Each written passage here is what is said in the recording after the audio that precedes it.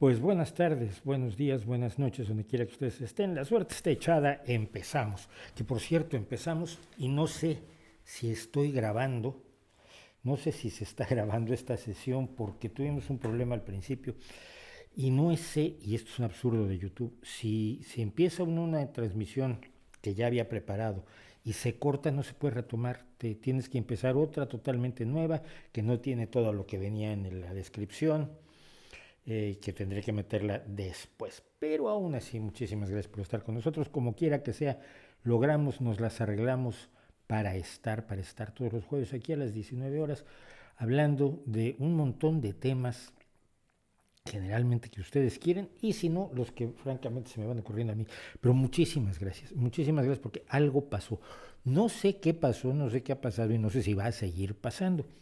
Pero el hecho real es que tuvimos un salto de una media de 9, 10 mil visitas diarias al canal a 80,000 ayer. Y hemos ido subiendo 40, 45, 50, 60, 70, 75,000 y ayer 80,000 visitas en un solo día. Para que ustedes se den una idea, es lo que nos visitaban en una semana completa. Y esto es muchísimo. Al parecer, todo lo que ocurrió fue que el, el vídeo que había hecho del Dalai Lama, tú, lo puse, tuvo 4 o 5 mil visitas, lo normal de mis vídeos, después de unos días tuvo 4 o 5 mil visitas, ya acabó, pero al parecer YouTube lo recomendó.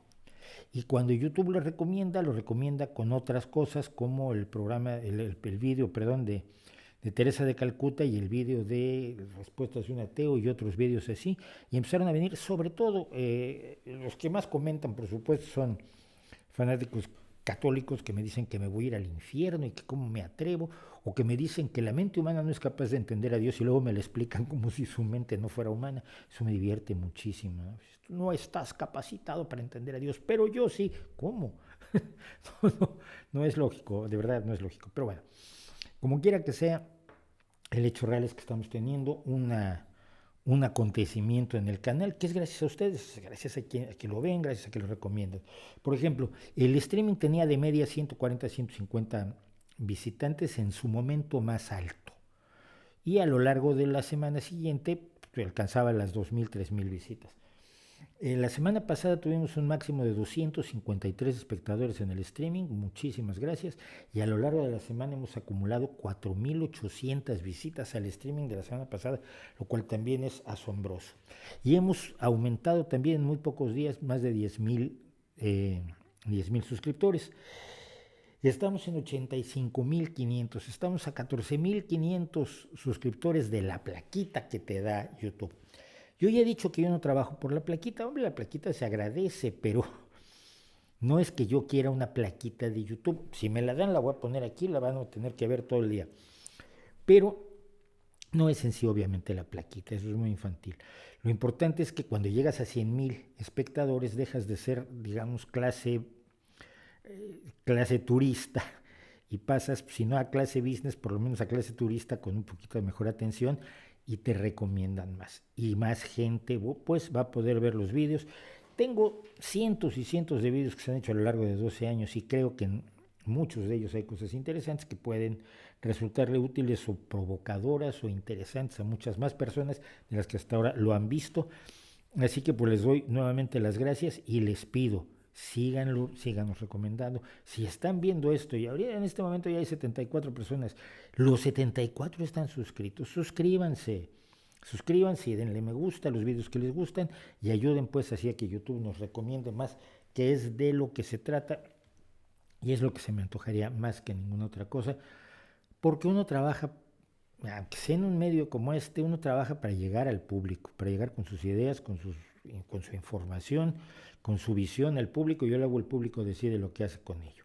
Pero sin público no hay comunicación. La comunicación es un círculo. Y esto siempre es bueno recordarlo, yo se lo recordaba siempre a mis alumnos de periodismo.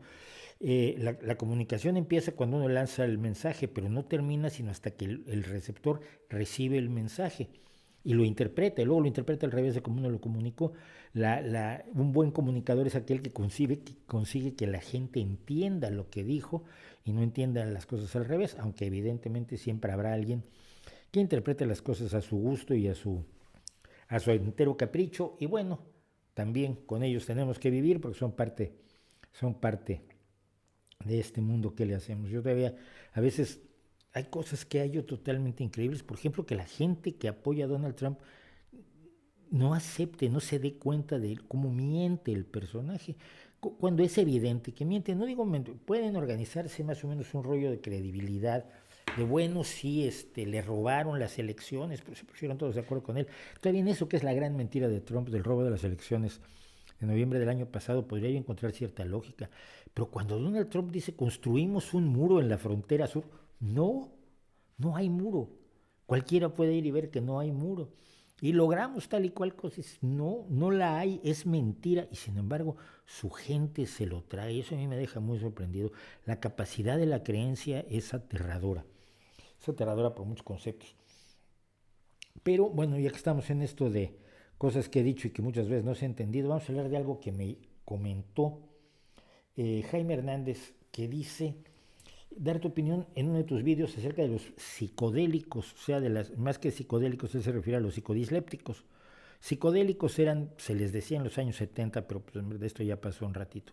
Los psicodislépticos son aquellos que son aquellas drogas que provocan alucinaciones. Entonces, bueno, pues vamos a hablar de drogas, como pide Jaime Hernández, pero él nos dice algo concreto, dice, los psicodélicos o psicodislépticos, LSD, psilocibina, ayahuasca, MDMA, como medicina en el futuro para resolver problemas como la depresión. No lo sabemos. A ver, hay un problema y aquí yo sé que la gente lo encuentra un poco extraño, pero yo soy enemigo a muerte de las drogas. Detesto las drogas. Enterré a mucha gente, vi a muchos cerebros convertirse en natillas por las drogas. He visto vidas destrozadas a montones. Nunca voy a ser un defensor de las drogas, pero soy un defensor de su legalización. ¿Por qué? Porque la gente tiene derecho a freírse el cerebro, pero también nosotros tenemos que luchar porque no se frían el cerebro. Pero cuando conviertes algo en lo prohibido, en lo que el sistema no quiere, en lo que el Estado persigue, inmediatamente lo vuelves interesante. Yo estoy seguro que si no fueran perseguidas las drogas, los jóvenes sentirían, por lo menos los jóvenes de mi generación, que fue la que vivió más intensamente esto, habrían sentido menos ganas, menos interés en consumir drogas, en ver qué eran, por qué las odian tanto. Algo bueno han de tener. Es la lógica del rebelde, es la lógica de siempre de la rebeldía. Yo, creyendo en la libertad individual, creo que la gente tiene derecho a consumir drogas. Creo que mantener la penalización de las drogas es hacerle un favor a los cárteles de la droga, es dañar a mucha gente que es consumidora y acaba en la cárcel solo por consumir, es bloquear en gran medida los esfuerzos por evitar que la gente consuma drogas y por lograr que quienes las consumen y quieren dejarlas, logren dejarlas, porque hay un estigma social enorme asociado al consumo de drogas. Por todo esto y sobre todo por el enorme poder que tienen los cárteles de la droga, creo que deben legalizarse. En el momento en que se despenalicen las drogas, el flujo de dinero al interior de los cárteles de la droga se detiene. ¿Qué fue lo que pasó cuando se acabó la prohibición del alcohol en los Estados Unidos allá en los años 30? Entonces, defiendo la despenalización de las drogas estando en contra de su consumo y defendiendo que la gente no las consuma y que si las consume quiere dejarlas, que tenga todo el apoyo del Estado, de la sociedad, de la solidaridad de todos para dejarlas. Esto, sin embargo, tiene que ver con otra cosa que también ya dije y que causó muchas inquietudes, que es el cannabis no es medicina. A lo mejor algún día es una medicina. Si se investiga y alguno de los más de 300 principios activos que tienen las plantas de cannabis sativa tiene una validez terapéutica, tiene pocos efectos secundarios, hace más bien que daño, etcétera, entonces ese principio activo se podrá convertir en un medicamento que tendrá que pasar por las mismas etapas de análisis clínicos, de estudios de primera, segunda, tercera y cuarta fase, de autorización por parte de las instituciones internacionales y nacionales dedicadas al análisis de los medicamentos, y cuando sea autorizado lo podréis consumir, hijos míos. Pero mientras no es medicina. Puede que sea analgésico, pues para algunos casos sí, pero la mayoría de la gente no lo consume por eso. La mayoría de la gente lo consume para ponerse happy. Y que se esté usando el pretexto de que, ay, es que es medicina, es que yo lo necesito porque es mi medicamento, es una payasada. ¿Por qué? Porque tiene una serie de daños. Primero que nada, fumarlo es cancerígeno. Si hemos hecho esta lucha brutal contra el tabaco, yo fui fumador, si hemos hecho esta lucha brutal contra el tabaco porque produce cáncer con los alquitranes, que es resultado de la combustión de la planta, y el cannabis es igualmente cancerígeno y produce también alquitranes cuando lo fumas, ¿cómo es que ahora lo estamos defendiendo? Es que no entiendo. Yo vi el ataque contra el tabaco y yo decía, bueno, si la gente quiere seguir fumando, también eso de perseguirlos y convertirlos en objeto del escarnio público, y casi te escupían en la calle cuando te veían fumando, y encerraban a la gente en un cubículo en los restaurantes con vidrios como si fueran un zoológico, y allí están los que fuman, mira, esos son gente asquerosa que fuma. A mí me parecía muy mal cuando fumaba y me parecía muy mal cuando dejé de fumar. Pero que ahora estemos defendiendo una droga que tiene efectos cancerígenos, que tiene otros muchos efectos negativos, que niegan sus promotores, vendedores y consumidores felices, me parece totalmente ridículo. Dicho esto, para centrarnos, aparte de eso están los psicodislépticos. Y los psicodislépticos son medicamentos que afectan directamente la percepción y las rutas de la percepción. Con el LSD tú puedes oír la música. ¿Qué quiere decir esto? Que tienes una experiencia sinestésica. ¿Qué puede estar ocurriendo? Pues que esa experiencia sinestésica hace que permite que los impulsos nerviosos que deberían ir del oído solamente a la corteza auditiva pasen a la corteza visual, y entonces ves el sonido, o crees que ves el sonido, o interpretas los impulsos cerebrales del sonido, los interpretas visualmente, como un cruce de cables, valga la pésima metáfora. Muchos médicos han planteado la posibilidad de que algunas de las drogas psicodislépticas puedan ayudar en caso de ciertas enfermedades, sobre todo en casos de psicosis, esquizofrenia, etc. Se planteó desde el descubrimiento del LSD. Sin embargo, también la penalización de las drogas impidió que se investigaran desde el punto de vista médico. Yo no tengo ninguna certeza de que ninguna de las drogas pueda tener realmente un valor terapéutico. Les recuerdo, y esto lo decíamos en el vídeo de la patraña vegetal sobre la herbolaria, sí, muchos medicamentos provienen de las plantas, pero necesitas pasar por 40,000 plantas para encontrar una que tenga un principio activo que realmente se pueda usar, que no sea dañino, que tenga valor terapéutico suficiente, que se pueda dosificar correctamente, que no tenga efectos secundarios graves. Y tienes que pasar por 40,000 supersticiones históricas para llegar a una verdad. Mucha gente cree que el hecho de que los medicamentos salgan de las plantas significa que todas las plantas tienen medicamentos adentro. No es cierto. Y por eso se desechan muchísimos experimentos cuando ves que la planta, pues sí tiene un principio activo que te puede curar la tos, pero te provoca cáncer. Y entonces, pues, la tos es peor que el cáncer. No, entonces no podemos usar esta planta, no podemos usar esta sustancia, esta sal, etcétera. Entonces, evidentemente, la despenalización podría ayudar a que se haga la investigación, pero sobre todo podrá ayudar a que gente como los mamarrachos que se dedican a vender ayahuasca, por ejemplo, por toda Europa de una manera desvergonzada, drogando a la gente y diciéndole que los están acercando a la superación moral y a la apertura de la conciencia. Entonces esas patrañas ya las vivimos en los años 70 y no es cierto. Tu conciencia no se abre, tu experiencia vital no se enriquece.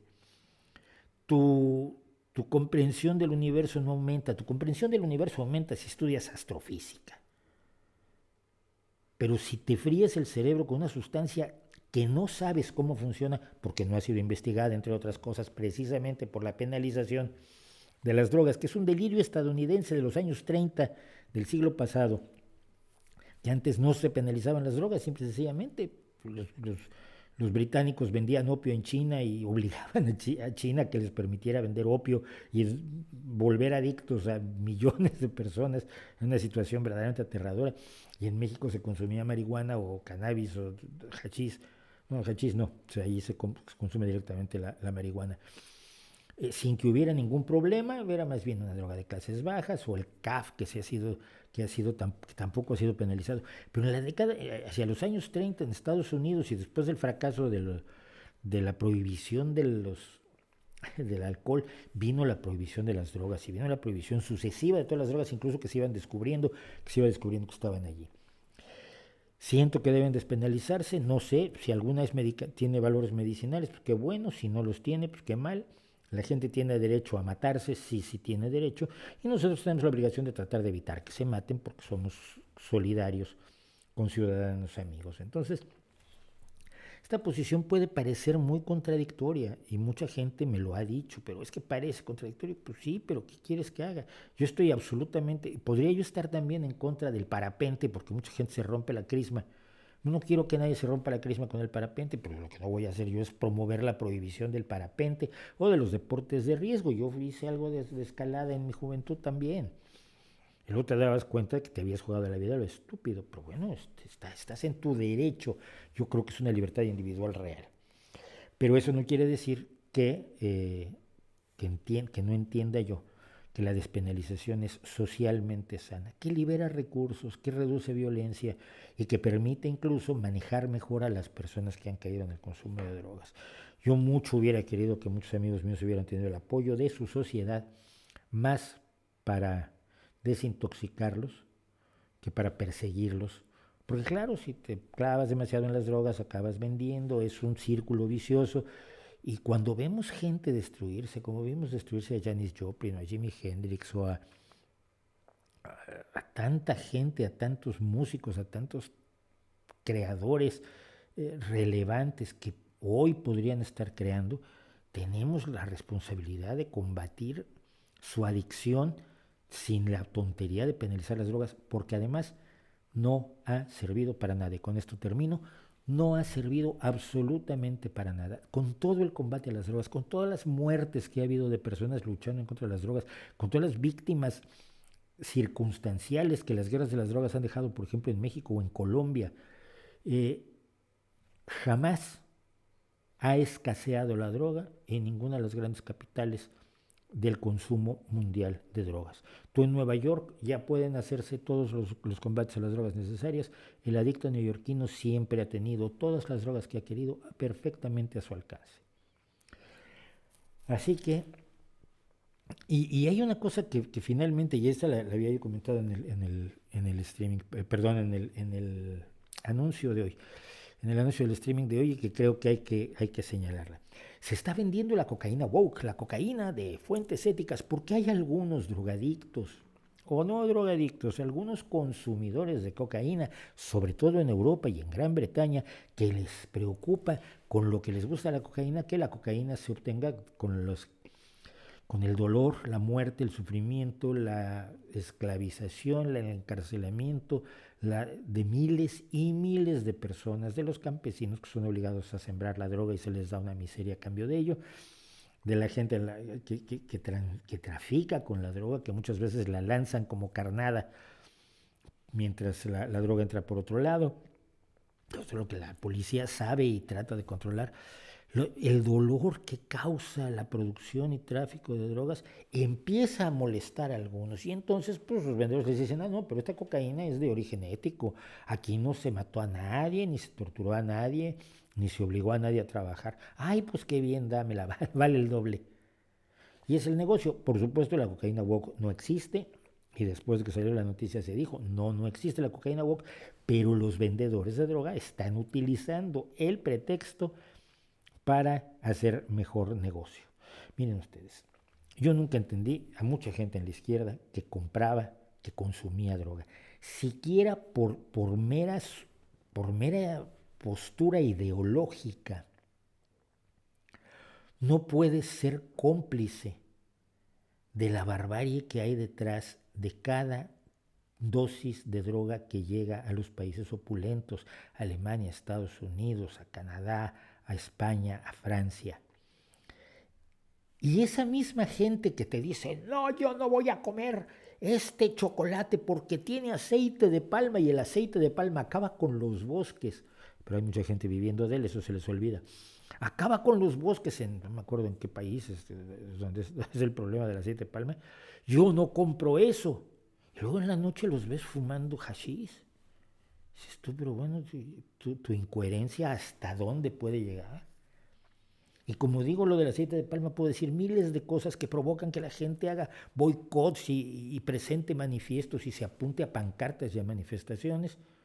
Manifestaciones en las que luego los ves que vienen fumando los porritos que se obtuvieron con la esclavización de campesinos y con la tortura y abuso de miles de personas. No lo entiendo. Siquiera fuera por cuestiones éticas, deberían dejarlo. Yo afortunadamente nunca tuve que ver con drogas. Cuando bebí resultó que tenía alergia al alcohol, entonces me hinchaba yo, entonces dije, pues no bebo alcohol. Cuando fumé, bueno, dejé de fumar hace 15 años. Entiendo, pues, lo que es una adicción. La adicción al tabaco es terrible, pero no defiendo, no puedo defender a los que trafican con droga. Y esto, por supuesto, les va a parecer mal a muchos. Bueno, y seguimos con lo de hoy. Hoy tenemos muchísimas cosas de qué hablar y no me va a dar tiempo otra vez. Les aviso que no me va a dar tiempo. Hoy leí algo que es absurdo. En México han encontrado campos de exterminio que nada que envidiar a Auschwitz. No, mira, en Auschwitz se asesinó a 2 millones de personas. Nadie ha asesinado a 2 millones de mexicanos. No es necesario exagerar para aterrorizarse. El número de muertos no es el que convierte algo en aterrador. Los asesinatos brutales de las guerras de las drogas en México son escalofriantes por su brutalidad. No necesitas compararlos con Auschwitz, de verdad. Cometemos ese error, ¿no? El otro día alguien me decía, oye, en el caso de los niños con cáncer, que López Obrador no les da medicamentos, no compra sus medicamentos, pues ¿cuántos niños se han muerto? Bueno, si son pocos ya te parece que está bien, o sea, vamos a medir así las cosas, me parece aterrador y muy, muy, muy preocupante. ¿Existe realmente la lucha de clases como tal, como la describió Marx? Tal como la describió Marx, no sé, pero sí ha habido lucha de clases, esto es evidente. Y la lucha de clases generó cosas como el sindicalismo, generó cosas como los derechos de los trabajadores que no tenían y que organizados como clase lograron una serie de avances. Lo que no es la lucha de clases es el único motor de la historia. Eso es lo que no es, y no es el único elemento que interviene en las relaciones económicas, como creía Marx. Y evidentemente hay momentos en que la lucha de clases no es ni siquiera el factor más relevante, pero esto a algunos tampoco les va a parecer y me parece bien. Hay vídeos, dice Álvaro Adrados, en los que tengo más dislikes que likes, uno en concreto, ese es precioso.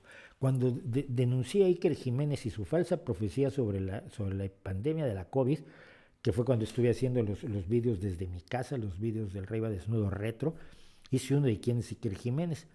Y entonces Iker Jiménez y Carmen Porter mandaron gente, hicieron en sus páginas, en sus grupos de Telegram y tal, ¡ay, están hablando mal de Iker! Vayan y denle dislikes, lo cual a mí me llenó de gusto y de orgullo y de felicidad, porque si él me considera si me consideran tan importante, pues vale, él es rico, pero estúpidamente rico, tiene 2 programas en televisión, tiene a miles de seguidores ciegos que beben sus palabras como si fueran la verdad procedente de Dios. Es un Mesías cada vez más enloquecido de sí mismo, porque además es tan pequeñito que quiere destrozar a aquellos que hablan mal de él como yo. En una entrevista que le hizo una youtuber, donde citó directamente, yo tengo de broma en mi biografía de Twitter, digo, si te digo imbécil no es insulto, es diagnóstico, o sea, yo no ando insultando a la gente de gratis. Si yo le digo a alguien que es imbécil es porque sinceramente creo que tiene un problema cognitivo serio. Y digo que soy de bloque fácil, porque sí, yo no estoy, o sea, si alguien me cae mal, lo bloqueo y ya, y me da igual, y como me da igual que me bloqueen a mí, aunque hay gente que lo pasa muy mal. Y entonces le comentaron esto a Iker Jiménez, como, ay, mira estos malvados que dicen que son referentes del escepticismo. Yo nunca he dicho que soy un referente de nada, y mira lo que están diciendo. Y entonces él decía, yo quiero destruirlos y ojalá pudiera aplastarlos con mis abogados y dejarlos sin dinero. Y dices tú, qué mezquindad más brutal. Y entonces, claro, pues mandó a la gente a que le diera dislikes porque conté la historia verdadera de Iker Jiménez. Pues mira, encantado de la vida. Me da mucha risa, la verdad. Le falta un poco de volumen, sube el de tu ordenador. Nuevamente les digo, yo estoy viendo aquí bueno, igual tienes razón. Vamos a subir un poquitín. Pero yo estoy viendo mis niveles y mis niveles nunca pueden pasar de menos 6 decibelios o se empieza a distorsionar lo que digo. Bueno, ¿qué opino sobre la nueva afición de los multimillonarios de ir al espacio? No es una afición, se ha invertido en programas privados de ir al espacio desde que Obama decidió que se privatizaba el espacio, se privatizaba la exploración espacial. Y los Dragon X están llevando gente y bienes a la Estación Espacial Internacional desde hace mucho. El hecho de que estos dos hayan ido es porque se lo pueden costear y yo no creo que sea tan relevante ni tan importante. Lograste convencer a tu familia, no sé de qué país eres, pero lograste convencer a tu familia para que se vacunara, me da muchísimo gusto. Guillón Pradón, en Francia están por votar la vacunación obligatoria. No, no están por votar en Francia se ha dicho que el que no se vacuna no puede entrar a cafés, a restaurantes, a cines y a cosas así. Pero esto ya está, no lo van a votar. Y creo que se debería ser así en todo el mundo. Como dijo Macron, yo no tengo por qué encerrarme en mi casa y sufrir un confinamiento de cuarentena otra vez porque un grupo de tarados se niega a participar en un esfuerzo de salud pública arriesgando la vida de otros. Lo he dicho en Twitter en muchísimas ocasiones y lo voy a seguir repitiendo. No vacunarte es un atentado a otras vidas. Esto es un acto de salud pública. Esto es como tenerse que parar en los semáforos. ¡Ay, mi derecho a la libre circulación! Tu derecho a la libre circulación, como todos tus derechos, está limitado por el bien común. Si no te paras en los semáforos en rojo, atropellas niños. No te podemos permitir que atropelles niños. Y si tu libertad la mides en cuántos niños puedes atropellar, tu libertad es cero. O debemos hacer lo posible porque sea cero, que atropelles a 0 niños. Ojalá y se hiciera en España, pero aquí, claro, si no lo hace el gobierno, el Partido Popular va a decir que lo tendría que hacer. Si lo hace el Partido Popular y Vox y todos sus sucursales van a gritar que por qué se ha atentado a la libertad. Como aquí todo lo juegan de manera absolutamente política y sin ningún sentido de Estado, pues es difícil que se tome esa decisión.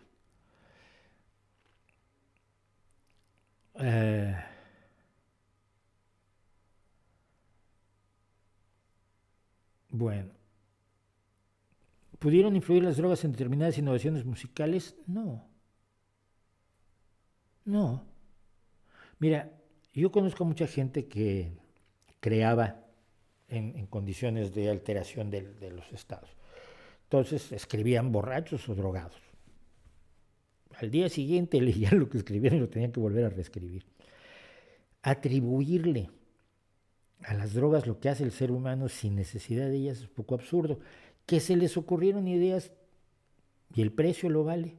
Yo creo que tenemos el Jardín de las Delicias de Bosco, que algunos han querido que se haga a base de drogas, porque puedes hacerlo perfectamente sin necesidad de drogarte. Y no es el caso. Entonces, pero si alguna persona lo quiere hacer y considera que toca mejor la guitarra borracho, yo cosa que dudo enormemente, sobre todo cuando ves niveles guitarrísticos de enorme virtuosismo, si alguien lo considera, que lo haga y no me moleste, pero que no espere que lo celebre. No, que no espere que lo celebre. Yo querría tener a Janis Joplin a los 80 años cantando hoy, como tengo a Tom Jones, que uno de los momentos grandes de la historia del rock es precisamente cuando Janis Joplin cantó con Tom Jones en el show de Tom Jones, que Tom Jones recuerda, por cierto, que Janis lo miró y le dijo, tío, tú sabes cantar. Y el señor le dijo, tú también, chica. Eh, un dueto de Tom Jones hoy que está cantando a los 80 años con una Janis Joplin de 80, me gustaría verlo. Nos quitó a Janis Joplin. No quieras que lo aplauda. Bueno, y vamos a pasar a otra cosa rápidamente porque decía yo que tenemos muchas cosas hoy y una de las cosas que tenemos es el teletrabajo. El teletrabajo. Bueno, tenemos una cuestión que se está dando. La gente está volviendo a trabajar después de teletrabajar. Las empresas están diciendo, bueno, ya terminó lo peor de la crisis, que insisto, la pandemia va a seguir, vamos a tener que convivir con ella, háganse a la idea, ni se empiecen a creer que vamos a volver a como estábamos, no vamos a volver, así como seguimos teniendo sexo con condón, porque la pandemia del SIDA sigue allí, simplemente está controlada. Bueno, entonces las empresas han dicho, regresamos al trabajo, los quiero a todos de vuelta en la oficina. Y yo, que soy tonto, y muchos expertos en teletrabajo que no lo son, han dicho que eso es perfectamente idiota. Esta forma de trabajo que también le llaman virtual, híbrido, remoto y dinámico, tiene un enorme valor social. Y cuando se hablaba de teletrabajar, la gente te miraba y decía, bueno, no, pero no se va a poder, la gente no se va a acostumbrar, esto no se puede hacer. Y lo que ahora descubrimos que sí se puede, que la gente se acostumbra y todo eso, y que nos presentamos con nuestro traje y estamos en pijama por abajo, ¿no? Yo no, cuidado, yo traigo vaqueros, pero mucha gente hace los Zooms con chándalo, con pants, o con pijama, o en shorts, o en paños menores. Eso sí, muy serios, de aquí para arriba. Bueno, ya vimos que se puede hacer. Yo recuerdo una de las viñetas que se hicieron a lo largo de este año, era una junta, una reunión de personas de la alta directiva de una empresa discutiendo, oye, ¿y cómo vamos a saber si la gente está realmente trabajando cuando la tienes en teletrabajo en sus casas? Y dice uno, bueno, quizás podemos usar un software espía, no exigirles que tengan encendida la cámara todo el tiempo. Hay un programa de inteligencia artificial para valorar qué tan rápido están trabajando, a ver si los teclazos son suficientes. Y uno dice, ¿y qué tal que valoramos si se está haciendo el trabajo? Si el trabajo se está haciendo, la gente está trabajando, está teletrabajando correctamente. Yo hace muchos años, yo tuve una suerte enorme, siempre lo digo. Luego cuando la gente dice, yo quiero que me pase lo que a ti, pues yo también quería, pues no sabía que me iba a pasar. Mira, uno de mis primeros empleos fue como productor, y de los que más me marcó, no de mis primeros, no solo de mis primeros, sino mi último empleo en serio en la vida fue como productor y programador de programas audiovisuales, de programas que se hacían con diapositivas, porque el vídeo era muy caro, esto ya lo he contado, no podías hacer vídeos como se hacen ahora, y entonces se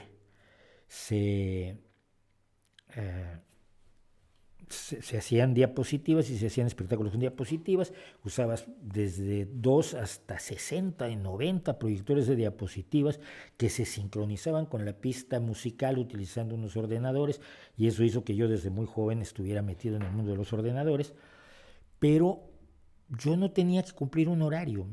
A mí me daban un programa de audiovisual para presentar un proyecto, un producto determinado. ¿Cuándo tiene que entregarse? Pues el cliente viene a revisarlo tal día a las 8 de la mañana. Si yo lo hacía a las 12 de la noche o lo hacía a las 6 de la mañana, si lo hacía en 8 horas o lo hacía en 4 o en 26, a mis jefes les daba igual. Lo que les importaba era que a las 8 de la mañana, el día que llegaba el cliente a revisarlo, el programa estuviera listo para que lo pudiera ver. Eso se llama trabajar por objetivos. A mí me gustaba muchísimo porque yo nunca me he podido levantar temprano en mi vida. Y ese trabajo además exigía que se trabajara mucho de noche. Pasamos noches en blanco en México, en Nueva York, en Florida, en San Francisco y en varios lugares de México. Pues, noches en blanco acabando el trabajo porque era un trabajo a veces tremendamente exigente. Entonces yo Lo que hacía era acabar mi trabajo. Eso es funcionar por objetivos. Cuando terminé allí, empecé a trabajar de freelance, tanto haciendo programación de esto como fotografía, como producción y como escritor de guiones, que fue a lo que me dediqué casi todo el tiempo, el resto del tiempo que estuve en México. Y empecé a decirles a mis clientes, oye, yo, ¿por qué tengo que traerte el guión? Te lo puedo mandar por correo electrónico. Y me miraban como, ¿cómo que por correo? No, yo necesito verlo impreso. Mira, te lo mando por correo electrónico y lo imprimes. Ya empezaba a ver impresoras. Y me miraban los clientes como, es muy raro eso. Mándame al mensajero con el guión. Tenía un mensajero con los que les mandaba el guión. Eran las mismas empresas a las que yo les decía, oye, ¿por qué no tienes una página web? Y te miraban, estamos hablando de principios de los 90, y te miraban como en plan de, ¿cómo que una página web? ¿Y a mí de qué me va a servir tener una página web? Uy, tratarles de explicar que era el futuro y ellos no lo alcanzaban a ver. Entonces yo empecé a teletrabajar, empecé a escribir mis guiones, a mandar mis guiones. Ya teletrabajaba, pero tenía que ir personalmente a llevar los guiones y a que me dijeran, sí, me gusta, para eso vine, ¿no? Crucé la mitad de la Ciudad de México con el tráfico que tiene la Ciudad de México para que me dijeras, ¡ay, qué bien! Que me lo podías haber dicho por teléfono. Y yo empecé a teletrabajar. Desde que estoy en España me dedico a la traducción, sobre todo, escribo para un periódico, para el correo, pero me dediqué a la traducción y trabajo para empresas en las que nunca me han visto. Con algunos ya he tenido alguna videoconferencia quizás, pero en general empresas que no te ven, te mandan el trabajo, lo haces, les parece bien, te lo pagan, chao. Yo empecé a hacer esto hace 22 años. Y hace 22 años el concepto mismo de teletrabajo no existía como tal. ¿Qué es lo que pasa ahora? Hemos descubierto que el teletrabajo tiene un montón de ventajas. Por ejemplo, las madres trabajadoras no tienen que ir a la oficina. O no tienen que ir a la oficina 5 días a la semana, pueden ir 1 o 2. El teletrabajo no es de sí o no, de todo o nada, sino es de ver qué clase de trabajo que tú haces se puede hacer remotamente y para qué cosas tienes que estar presente. Evidentemente, si vas a hacer un recuento de inventario, pues tienes que estar allí, no puedes hacerlo desde tu casa. Hay trabajos y todos tenemos funciones que probablemente tenemos que realizar personalmente y otras que podemos realizar teletrabajando. Pero si podemos realizar algunas teletrabajando, ¿a qué vas a la oficina? Si tu trabajo es manual, evidentemente tienes que ir al taller, pero también te tienen que dar la oportunidad de teleestudiar, porque el que puede teletrabajar está teniendo una ventaja sobre ti, el trabajador administrativo, de oficina, creativo, etc. Las personas discapacitadas de pronto pueden trabajar. ¿Sabes lo que habría que hacer? Y esto por ley, en muchos países se tiene que hacer. La empresa tiene que adaptar escaleras, ascensores, ergonomía de toda la oficina, los espacios de tránsito de gente para que la gente discapacitada pueda moverse en su silla de ruedas, pueda moverse con bastón, pueda moverse con andadera, lo cual está muy bien. Pero esas personas discapacitadas pueden ahora trabajar desde su casa, por lo menos hacer buena parte de su trabajo desde su casa, con mucha mayor tranquilidad y en un entorno que está mucho mejor adaptado a ellos, el de su casa, que todo el esfuerzo que se puede hacer en una oficina. Las personas que tienen otro tipo de problemas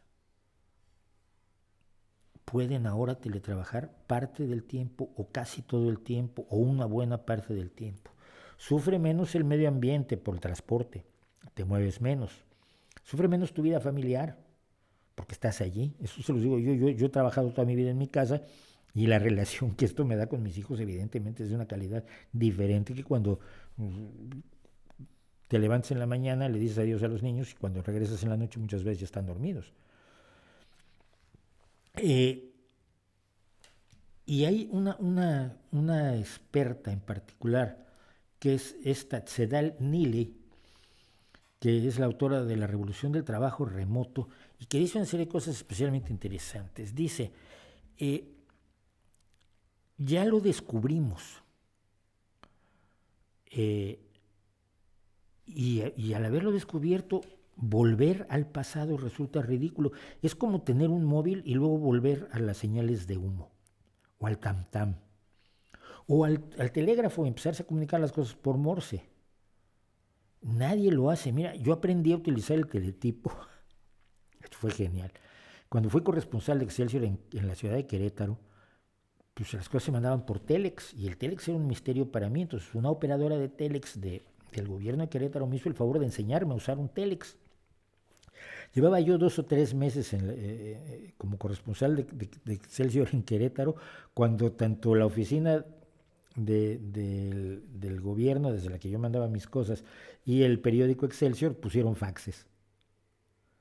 Y entonces ya no tenía yo que teclear otra vez el artículo completo en el teletipo, el artículo que había yo tecleado en la máquina de escribir o en el ordenador, que ya tenía yo ordenador.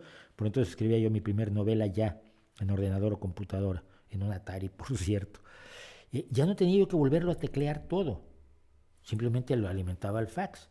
Después de que tengo el fax me dices, ahora vas a volver a usar el teletipo que lo usé tu abuela, hijo.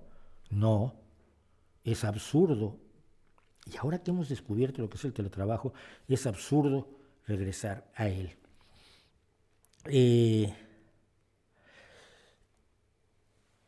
Este ha sido un año de trabajo remoto como de estudio remoto. Hay muchas cosas que podemos hacer remotamente y hemos descubierto además que la gente se puede adaptar a ello perfectamente y no le hace daño tampoco a sus relaciones. Nos hemos acostumbrado a vernos por Zoom, nos hemos acostumbrado a tener ciertas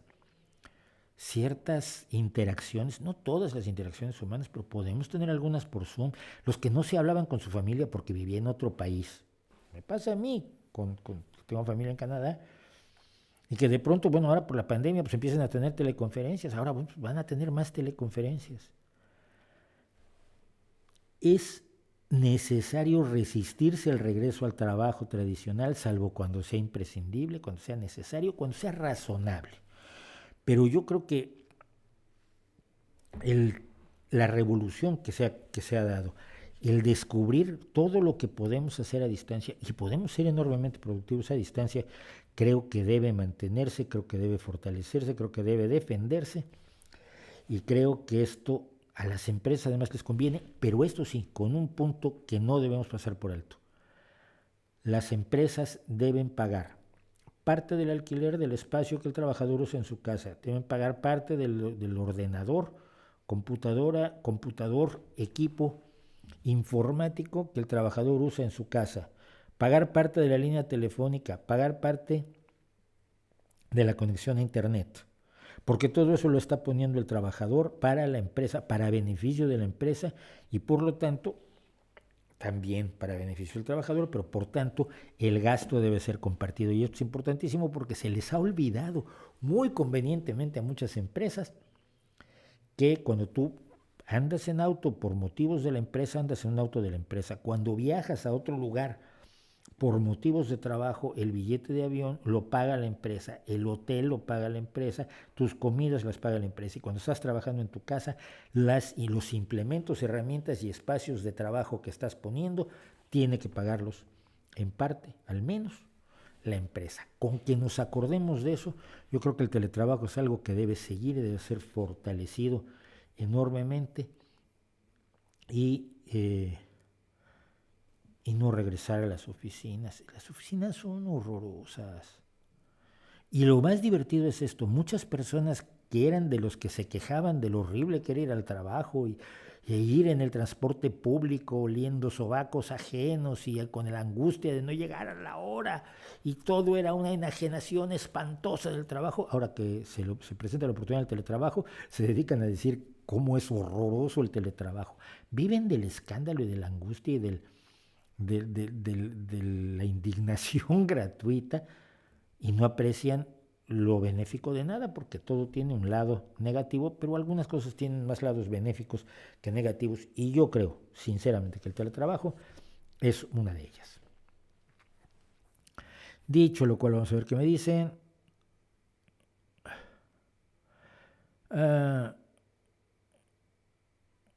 Sobre la decisión de Macron y el pasaporte, leí alguno diciendo que es negativo porque el Estado afecta a educadores y empleadores que deben rechazar gente por no tenerlo. Sí. ¿Y? Que se la pongan. Hay países a los que no puedes entrar sin ciertas vacunas y nadie se pone sus moños. Se ponen la vacuna y entran al país y se acabó. Esto no tiene nada que ver con la vacuna, esto es un movimiento político y quien lo está alimentando fundamentalmente es la ultraderecha, por favor. Si no tenemos eso presente, todo lo demás se vuelve un debate absolutamente bizantino sobre los ángeles bailando en la punta de un alfiler. No, no es así.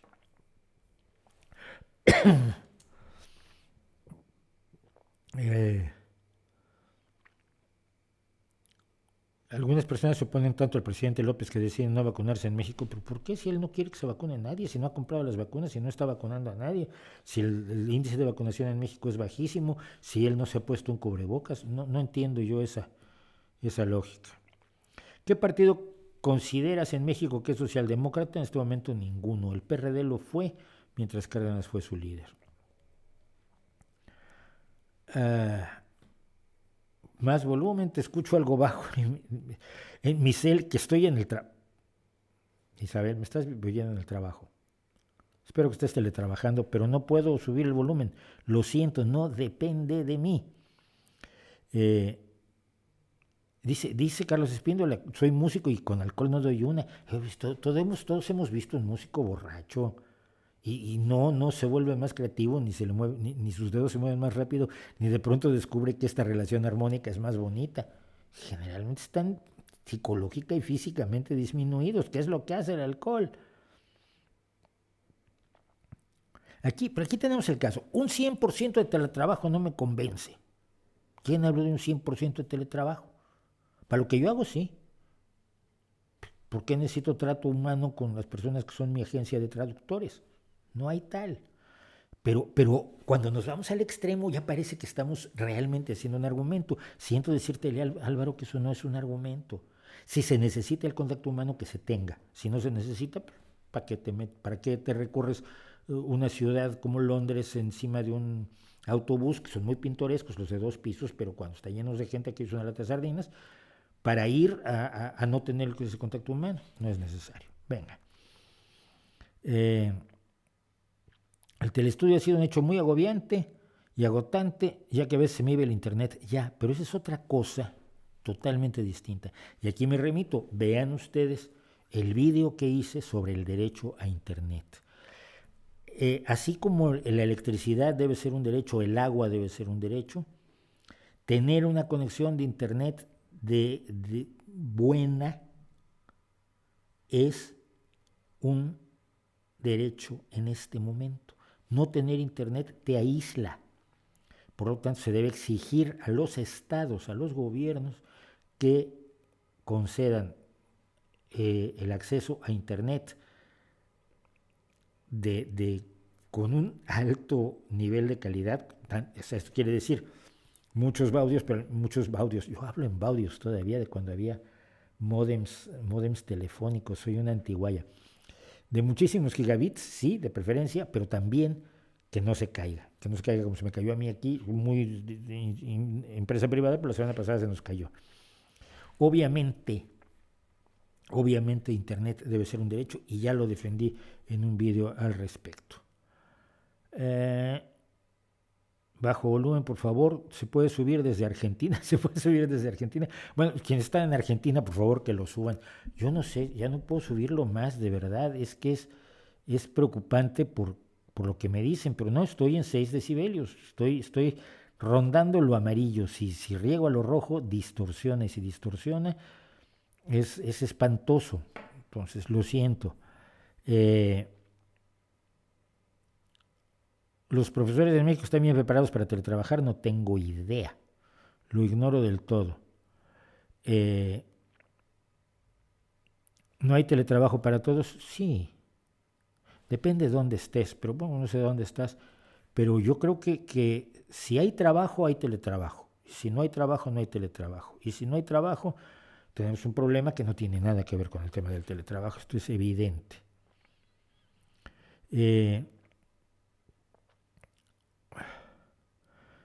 Las sociedades se idiotizaron al estar enchufados todo el día para producir un valor económico determinado.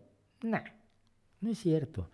Esa es la idea de la alienación, que es muy marxista y muy de tratar de victimizar siempre a la ciudadanía con aquello que le sirve. Si algo es bueno y se siente bien, hay que victimizarlo, hay que prohibirlo. Las drogas, los videojuegos, el estar conectado todo el día, como hoy oía yo a López Obrador diciendo estupideces al respecto, que si los niños reciben información tóxica porque están con los videojuegos, que no ha jugado un videojuego en su vida, que no ha leído un solo estudio sobre los efectos de los videojuegos en los niños, que no son como los creen las personas que viven en la imaginación absoluta de su narcisismo, que los eleva, según ellos, a los niveles del conocimiento absoluto de todo, que no se ha informado y que no le interesa acercarse a los expertos, sin embargo anda diciendo que a los niños hay que quitarles las pantallas. Y yo lo decía el otro día, joder, mi hijo sin el telestudio, sin las teleconferencias y sin jugar algo como Fortnite, donde está interactuando con otros chicos, habría pasado un año horroroso de privación sensorial, social, humana, encerrado con dos adultos y un perro en su casa 24 horas al día durante un año. Es que no. La gente que habla en contra de las pantallas es gente que no tiene una, que no sabe para qué son. Es el tipo de gente que a mí, que tengo el pelo blanco, en los añitos que tengo, me ha pasado estar así con el móvil en el autobús municipal y una señora me llegó, oiga, pero usted también a sus años y viendo el teléfono. Dije, señora, no estoy viendo el teléfono, estoy leyendo un libro. Yo no veo el teléfono, yo nunca he visto el teléfono es aburridísimo. Lo que hago es jugar, lo que hago es hacer teleconferencias, lo que hago es responder correos electrónicos, lo que hago es tuitear, lo que hago es recibir mensajes de WhatsApp y responderlos, lo que hago es leer libros, a veces veo vídeos. Pero el teléfono pues, es aburridísimo. Nadie, no vean el teléfono, pero lo que se transmite a través de él es, es, es muy valioso. Y qué bueno que lo tenemos y qué bueno que lo disfrutemos. Bueno, ¿por qué creo que las empresas se resisten ahora al teletrabajo? ¿Por los gastos? No, yo creo que es una inercia boba. Es la gente tuvo que dejar de venir a la oficina, bueno, por una emergencia, vale, ya terminó la emergencia, pues que vuelvan. Yo creo que en el momento en que por lo menos las empresas inteligentes, las empresas dirigidas o conducidas, gestionadas por gente pensante, lo analicen, muchas van a decir, no, ¿para qué? Pero es que es una inercia, vamos a volver a como estábamos antes. Como si antes estuviéramos bien y ya se nos olvida de lo que mucho que nos quejábamos de cómo estábamos cuando estábamos antes. Entonces yo creo que hay ahí sobre todo inercias muy humanas, ¿no? La resistencia al cambio es desafortunadamente muy humana. La gran mayoría de la gente de la tribu no quiere saber qué hay detrás de aquella montaña. El que nos amplía los conocimientos siempre es el raro de la tribu que dice, oye, ¿qué hay allá atrás? No sé, pero los dioses dicen que no visites allá. ¿Por qué? ¿Qué tiene? No sé, los dioses dicen que no debes conocerlo. Hombre, pero ¿y qué tal que hay fruta rica allá? No, los dioses dicen que no vayas. Entonces, pues siempre hay uno que dice, yo voy de todos modos.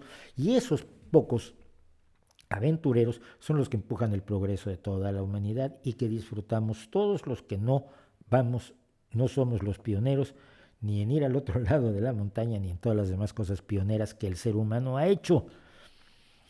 ¿Cree usted que lo que falta es legislación para reglamentar el teletrabajo sin sobrecargas de trabajo? Las sobrecargas de trabajo ya están legisladas. No debe haber sobrecargas de trabajo. No tienes que hacer una ley especial para todo.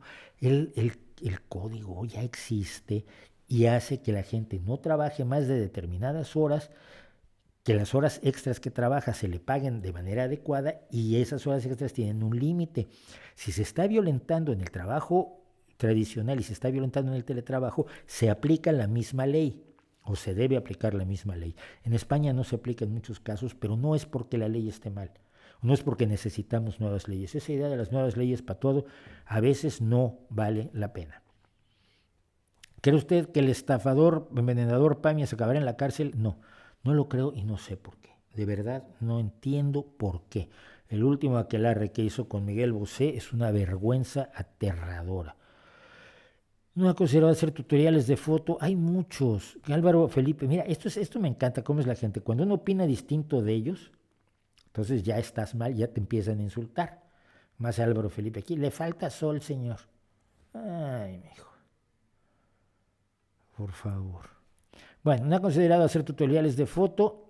me he dado cuenta que no suben muchas fotos suyas a Insta, no porque no estoy haciendo fotografía, en realidad hace tiempo que dejé de hacer fotografía como la hacía yo, de hacer 2 o 3 sesiones a la semana, etcétera, y hay magníficos tutoriales de foto, no, el de periodismo todavía estoy pensando en hacerlo, pero de fotografía hay magníficas cosas de fotografía de verdad.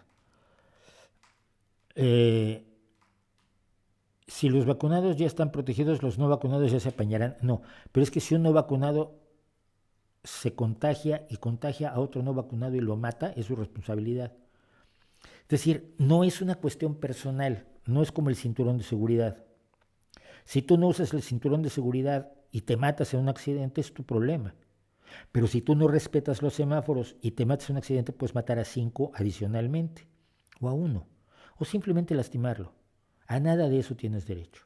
Entonces, la vacuna es como la orden de no los semáforos. ¿Qué piensas? Que el dueño de Amazon se vaya al espacio y tenga a los trabajadores explotados y no se pueden ni sindicar. Esto es muy curioso. Primero, que ahora se dieron cuenta del asunto de la explotación en Amazon porque Jeff Bezos se fue al espacio y el día anterior no se habían dado cuenta. ¿Qué tiene que ver lo del espacio? No tiene absolutamente que es una anécdota. El hecho real es que, primero, en la explotación a los trabajadores se le debe exigir a Bezos y a toda la empresa, a todo Amazon y a todos los demás accionistas de Amazon que lo resuelvan. La explotación de los trabajadores de Amazon es aterradora y no tiene nada que ver con el viajecito al espacio, a las bordes del espacio. Duró 2 minutos de ingravidez, de caída libre. Pero lo de la sindicalización es una cosa especialmente curiosa porque en un intento que se hizo en Estados Unidos, los trabajadores votaron en contra del sindicato. Y es que tendemos a tener la convicción de que el sindicato siempre es bueno y nosotros lo sabemos, pero hay una serie de argumentos que por estas Españas casi ni se escuchan en contra del sindicalismo, que sobre todo entre gente criada en un mundo tremendamente individualista tienen cierto peso. Si a 2 repartidores de Sevilla los echaron por sindicarse, la ley española está del lado de los trabajadores lo que tienen que hacer es presentar la demanda correspondiente y estoy seguro de que los tribunales les darán la razón porque despedir a alguien por tratar de hacer un sindicato está prohibido por la ley en España. Y entonces eso ya no es un problema de Amazon, es un problema de la aplicación de la ley en España.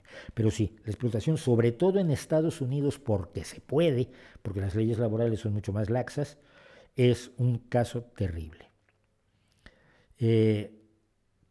Preguntas del correo electrónico, lo vamos a ver en la segunda parte. Y si trabajo es manual, tienes que ir a tu trabajo, de todas. Muchas gracias a los nuevos suscriptores. El micrófono está orientado. Julián Fernando, gracias por enseñarme lo que yo ya sé. Pero mira, la pastilla del condensador está exactamente aquí, mirando hacia mí. No es así. La pastilla no está viendo así, sino es un patrón cardioide. La recepción de este micrófono es un micrófono de condensador de cardioide, cuya principal recepción se encuentra en esta zona donde está precisamente dando mi voz. Muchas gracias por enseñarme lo que yo ya sé. Eso no es mansplaining, pero es Julián Fernando's Planning. Está debidamente enfocado. Siento si fue un poco burlón, pero sí está bien, hombre. Ese no es el problema. Nunca ha sido el problema. ¿Ok? El problema la mayoría de las veces es que suben el volumen de sus auriculares o del móvil, pero no suben el volumen en YouTube, que tiene un control de volumen independiente. Abajo, por aquí, más o menos por esta zona del vídeo, está el control de volumen de YouTube, y es generalmente la gente lo tiene bajo. Vamos a hacer un corte de unos breves minutos y volvemos como todas las ocasiones.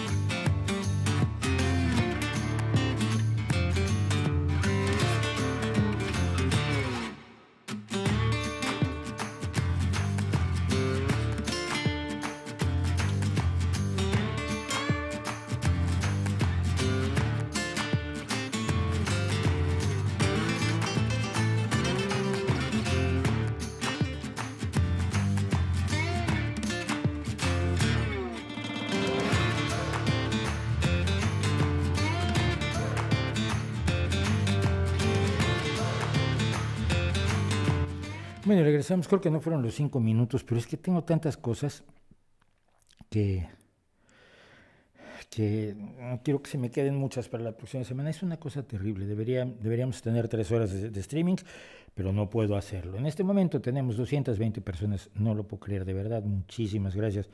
220, perdón, personas escuchando este streaming, de veras.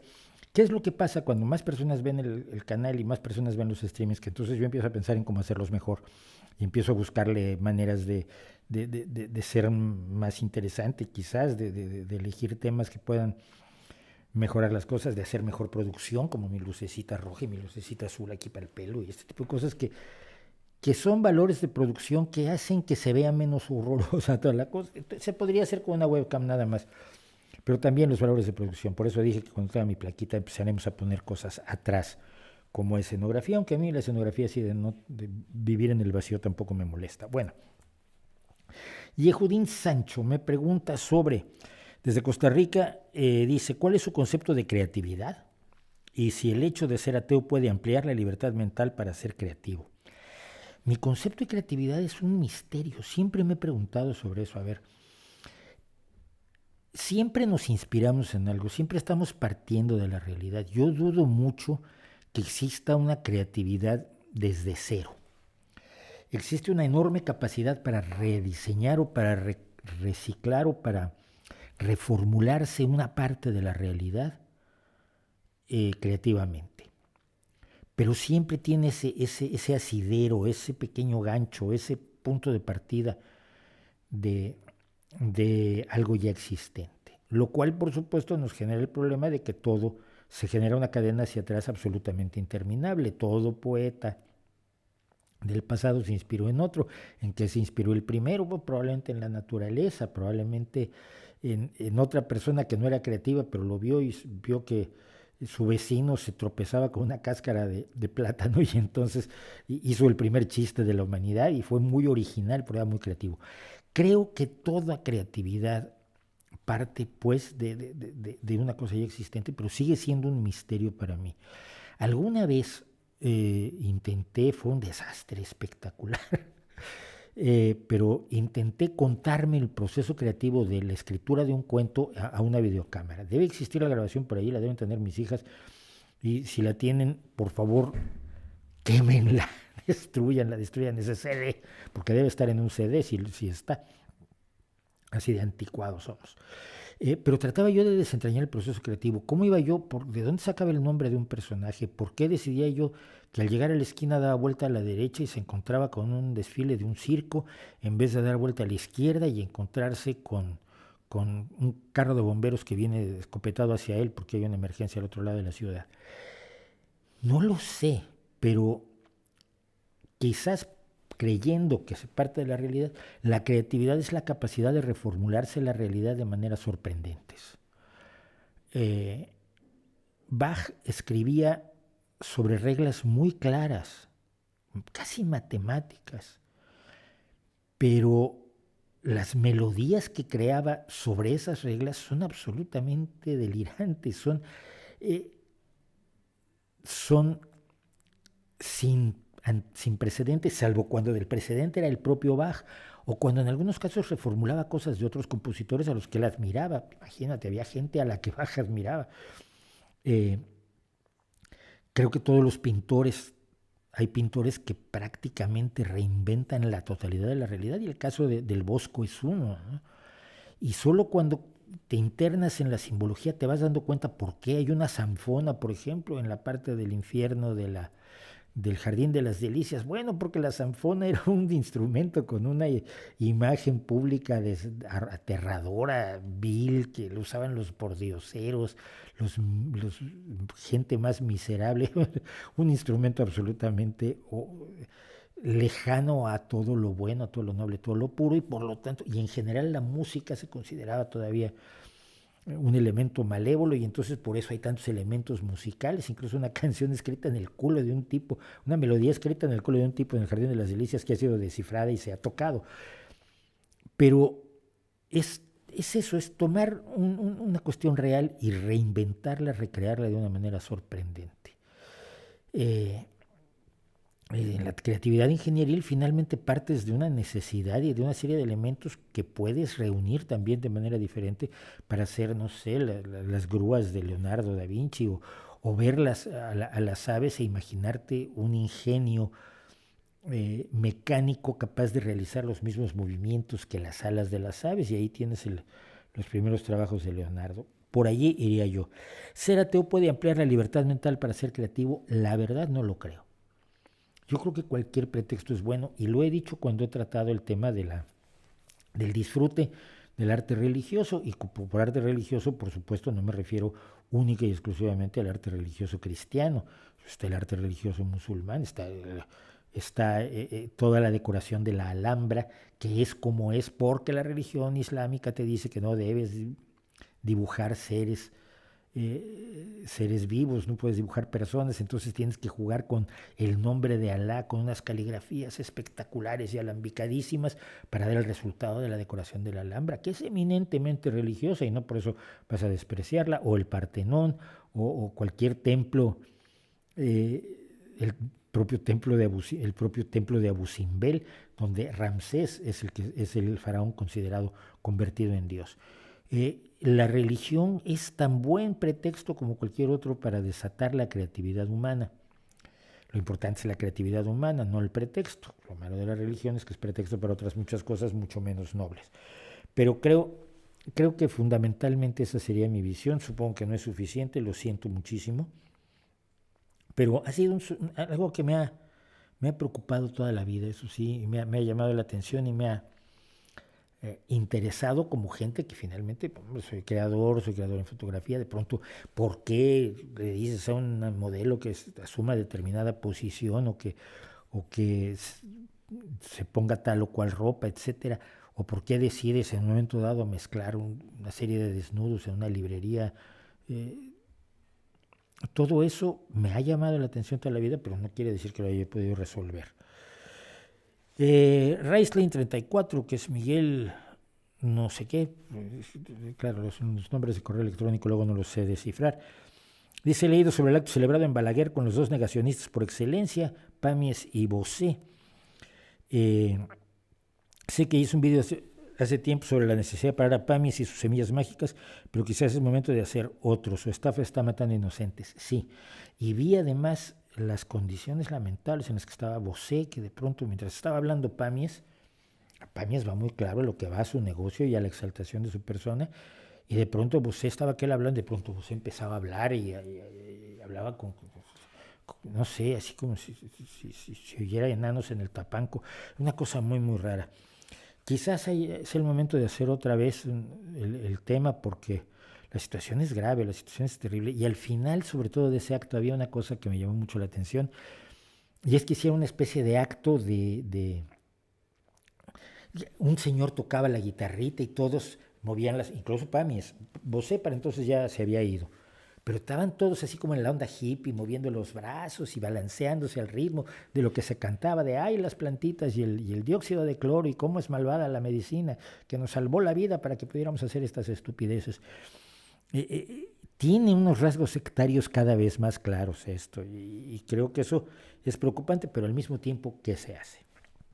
Luego, Edgar Kashmir me dice: ¿consideras que estar a favor de derechos como la autodeterminación de los pueblos y del regimiento de los pueblos indígenas por usos y costumbres puede legitimar movimientos independentistas o justificar costumbres como la venta de niñas en algunas zonas rurales de Oaxaca y Guerrero?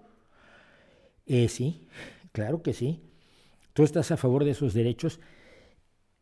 No puedo estar ni tajantemente a favor ni tajantemente en contra. Mira, un país está formado por grupos humanos muy, muy diversos. Y una nación tiene que tener una visión común y beneficios comunes. Si tú generas una ley más beneficiosa para la ciudadanía que las leyes anteriores, no puedes excluir de esa ley beneficiosa a un sector de la población solamente porque reclama su adherencia a sus tradiciones y costumbres. La esclavitud era una tradición y costumbre, golpear a las mujeres era una tradición y costumbre, y en Oaxaca hoy vender niñas como esposas es una tradición y costumbre, repugnante, despreciable y que debe ser combatida. Me importa poco que sea una tradición, que algo sea tradicional no tiene ningún valor.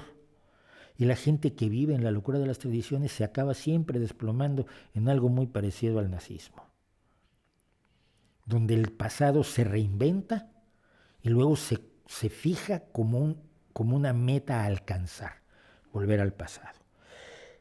No me preocupan tanto los movimientos independentistas, porque en México los movimientos independentistas generalmente los han llevado a cabo las clases medias y altas. Pienso en la casta divina en Yucatán y pienso en los ricos de Chiapas, cuando se plantearon también el independentismo. No es ese el problema. El problema es que cuando las tradiciones y costumbres excluyen a un grupo humano de ciertos beneficios sociales, deben combatirse.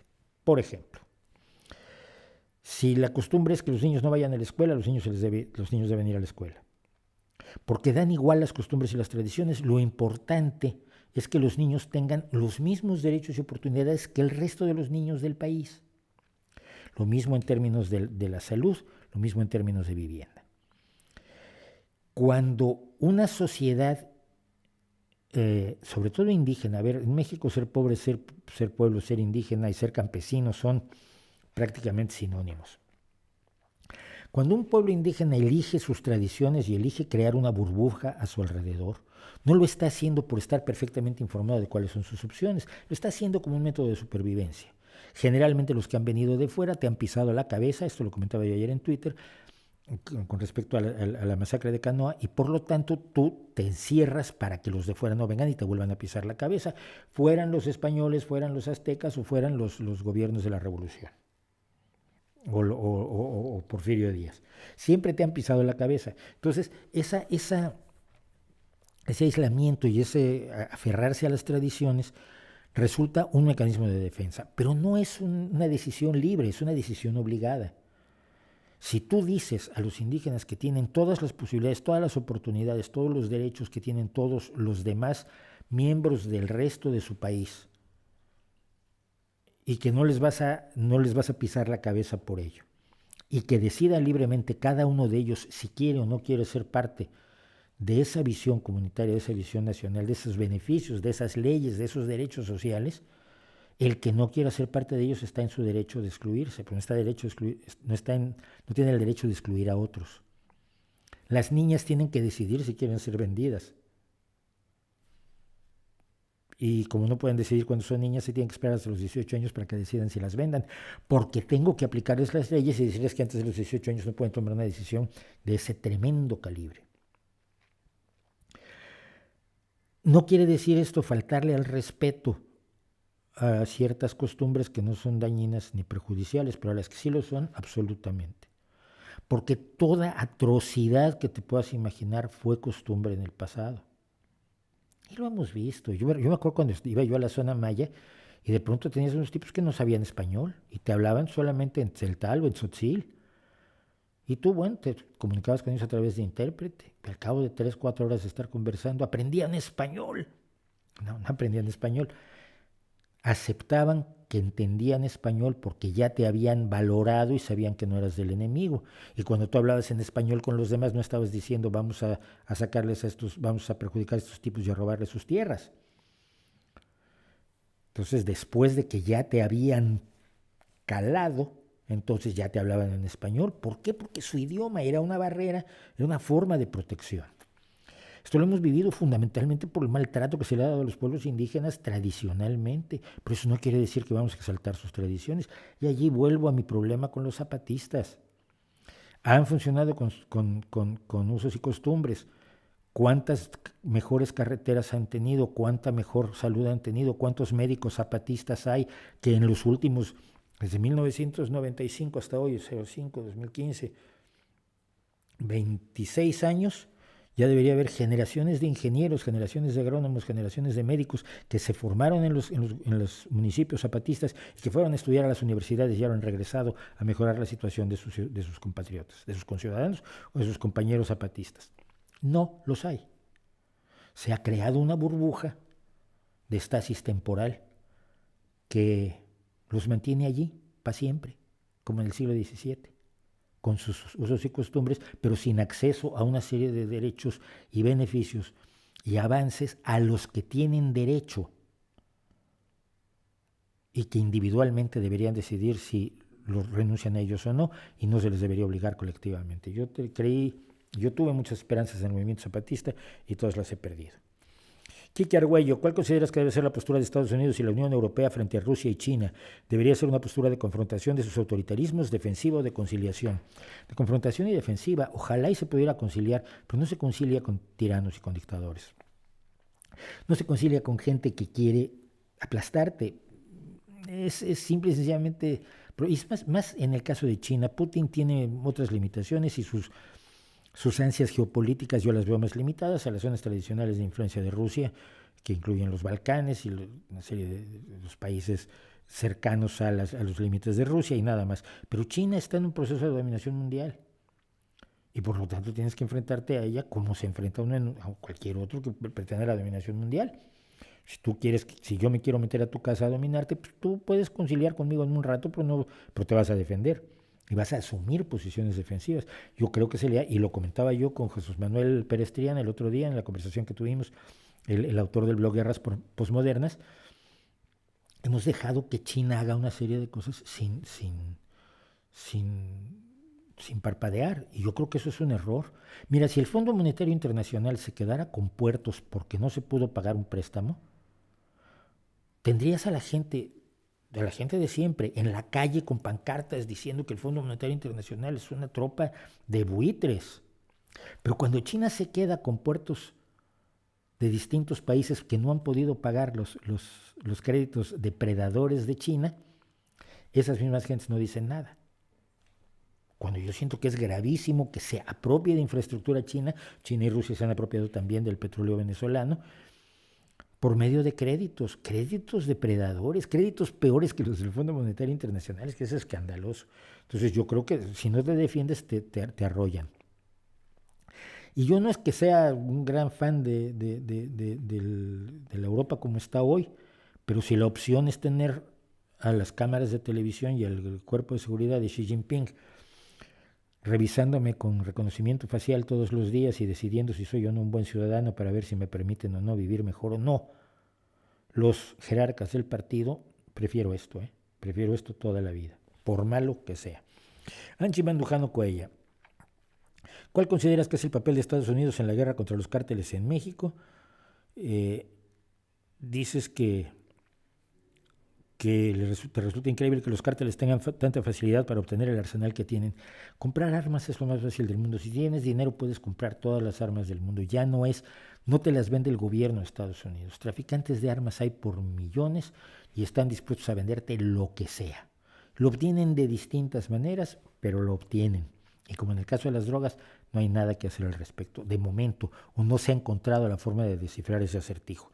Entonces Estados Unidos trata, por su visión de la penalización de las drogas que empiezan a echar hacia atrás ahora, ha participado en la guerra de los cárteles de la droga como una forma supuestamente de defender a los consumidores estadounidenses. Como hemos visto, no lo han podido hacer. ¿Es posible que si en Estados Unidos y Europa intentara quitar toda esa aura romántica hacia las drogas, podría contribuir a disminuir la violencia del narcotráfico? Claro que sí, pero para quitarle esa aura romántica lo primero que tienes que hacer es despenalizarla. Mira, yo una vez estando en Ámsterdam, hablaba con un chico muy joven, además, esto fue hace muchos años, pero era un chico bastante joven, y había en la calle tirado un adicto a la heroína. Y era evidente que era un adicto a la heroína y estaba en un viaje intergaláctico.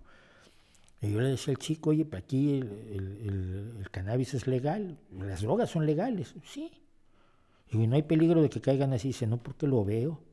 Veo los efectos de la droga en la calle. No están escondidos en lugares donde la policía no los puede detener. Se les dan jeringuillas a ellos para que no transmitan el SIDA.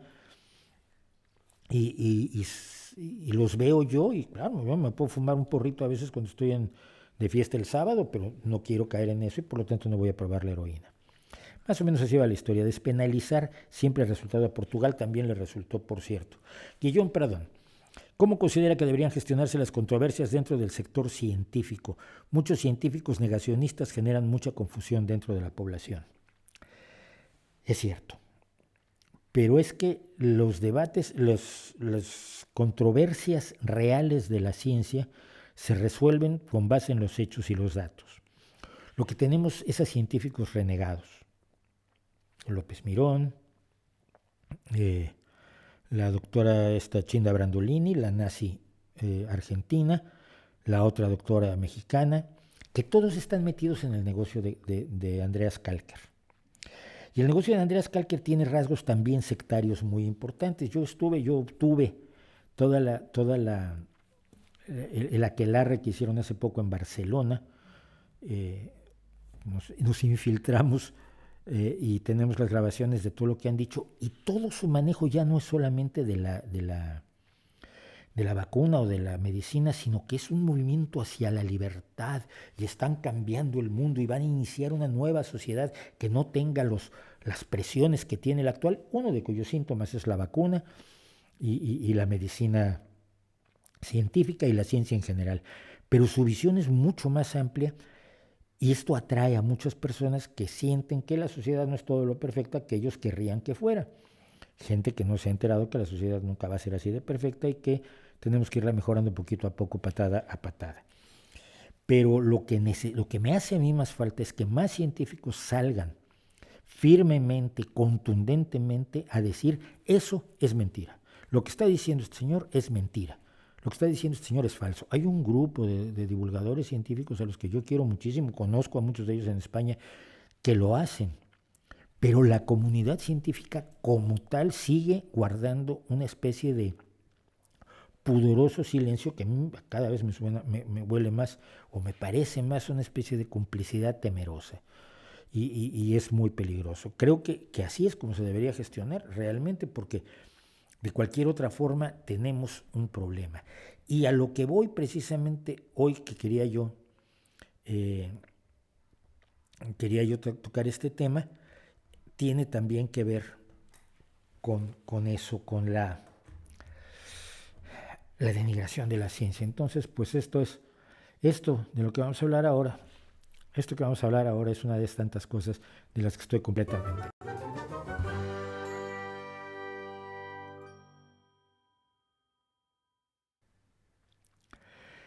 Tenemos un problema muy grave. El otro día me pasó, y me pasa con frecuencia además. Hice un tuit que decía: la ciencia no lo sabe todo, pero lo que sabe lo sabe con certeza, y es además la mejor apuesta que tenemos para saber todo aquello que no conoce la ciencia.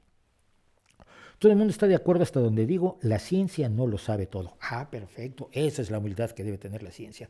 Porque luego los científicos creen que lo saben todo. Yo no he conocido un solo científico en mi vida que crea que lo sabe todo. Los científicos están enormemente conscientes de lo poco que saben. Y quien acusa a los científicos de creer que lo saben todo es gente que no conoce a un científico, no los ha visto, pero ni en foto. Bueno. Pero segundo elemento, cuando dices lo que sabe la ciencia lo sabe con certeza, saltaron docenas de personas, entre ellos personas relacionadas más o menos con la ciencia, que decían: no, la ciencia no es, nada en la ciencia es certero, todo puede cambiar mañana. ¿Sí? ¿Estás seguro? O sea, mañana se puede descubrir que una molécula de agua no está formada por 2 átomos de hidrógeno y 1 de oxígeno, sino que está formada por 3 pizcas de caspa de gnomo y por 2 sonadas de mocos de hada. ¿Tú crees eso? ¿Tú crees que mañana se va a demostrar que las ondas de radio no se transmiten como sabemos que se transmiten y por lo tanto Internet va a dejar de funcionar? Es decir, hay un pudor enorme a reconocer que sabemos cosas y que esas cosas funcionan. La influencia del posmodernismo, la influencia de la cautela de los propios científicos, la influencia de... Perdón, esto no está... Ando soltando bigotes por allí. La influencia de los propios filósofos que necesitan consolidar su función, llevan a que se exija constantemente que la ciencia diga que no sabe nada, que lo que sabe es pues muy dudoso, que igual no es cierto, que necesitemos oxígeno para respirar, que igual no es cierto que si te cortan la cabeza te mueres, que igual no es cierto que un prisma difracta la luz, que igual no es cierto que las explosiones de la gasolina accionan los motores, que no es cierto nada. Lo que se nos pide desde el posmodernismo, desde la filosofía, desde la religión, es que digamos que la ciencia no sabe nada, absolutamente nada. Y el argumento fundamental que utiliza esta gente cuando les dices, me lo estás diciendo por internet, hijo mío, mira, tú probablemente no lo sepas, pero estás usando las ecuaciones de Maxwell para que funcione tu maquinita, para escribir lo que escribes y para enviarlo a través de un sistema complicadísimo, una red que recubre todo el mundo, para que llegue a donde estoy yo y lo lea y diga yo, ay, cierto, la ciencia no sabe nada, esto llegó por magia.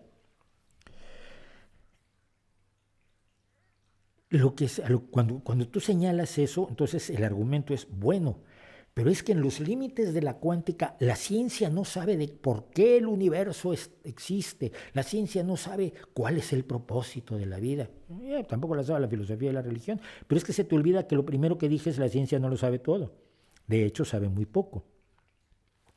Todo el conocimiento que adquirimos nos sirve sobre todo para descubrir que hay muchísimas cosas que no sabíamos, que ni siquiera estábamos enterados que no las sabíamos.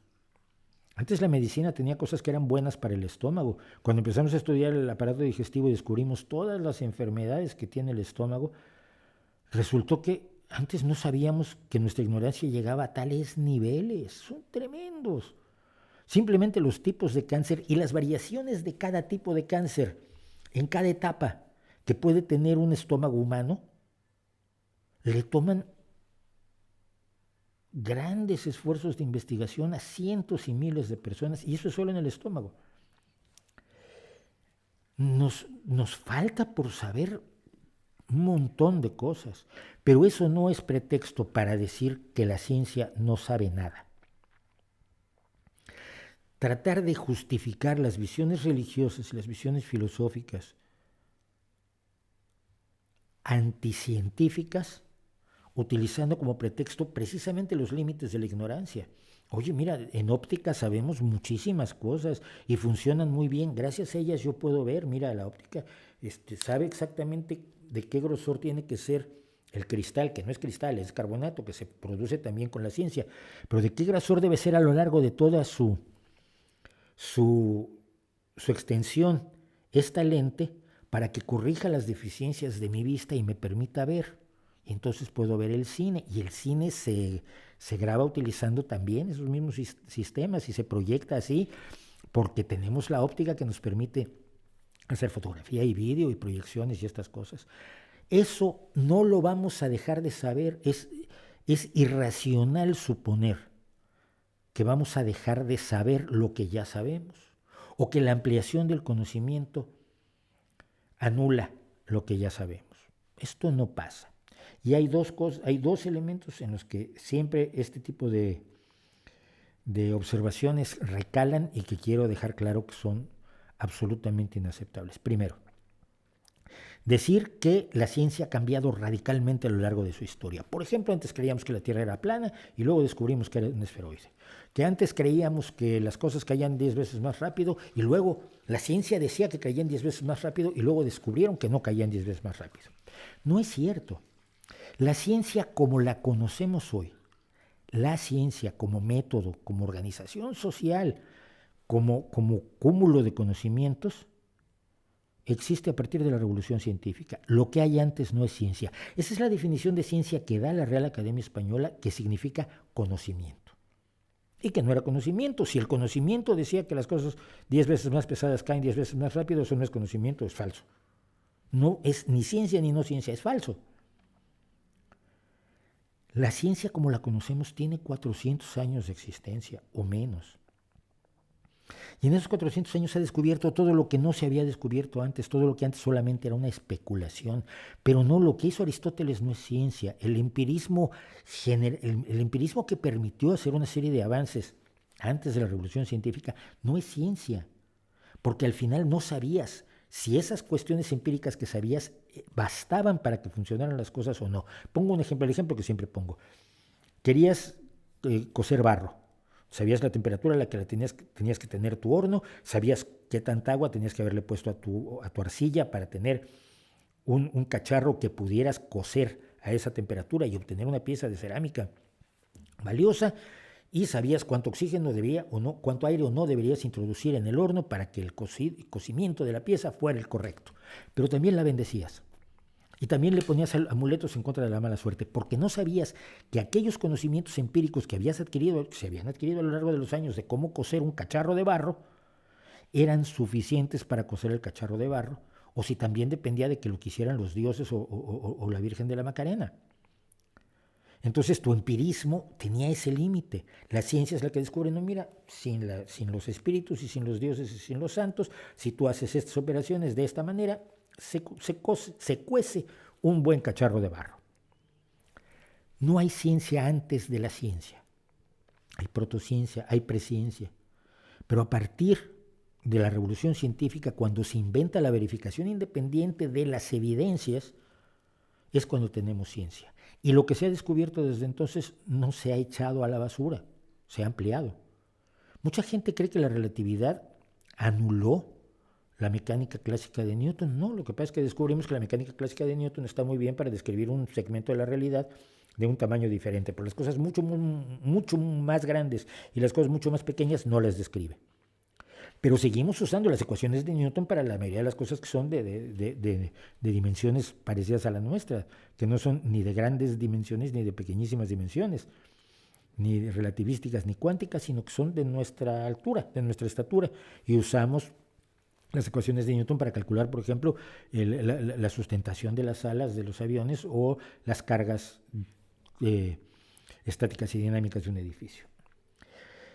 Este constante machaque de que la ciencia sea mucho más insuficiente de lo que es, de que la ciencia, en vez de saber poco, admita no saber nada, que satisface muchísimo a religiosos y filósofos y vendedores de todo tipo de patrañas, está detrás de mucho del antivacunismo y de la exaltación de gente como Pàmies y Bosé que estamos viendo a nuestro alrededor.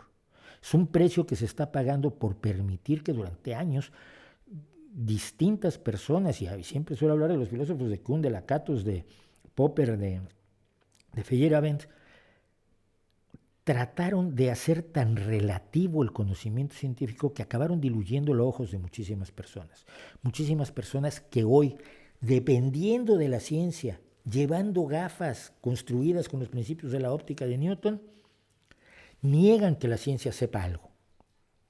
Andando en automóviles, usando ordenadores, viendo la televisión, niegan que la ciencia sepa nada. Estoy verdaderamente hasta el moño de eso y estoy especialmente molesto con los científicos que lo asumen por ser cautos. Está muy bien ser cauto, pero no tanto que acabes negando el conocimiento que tú mismo utilizas todos los días.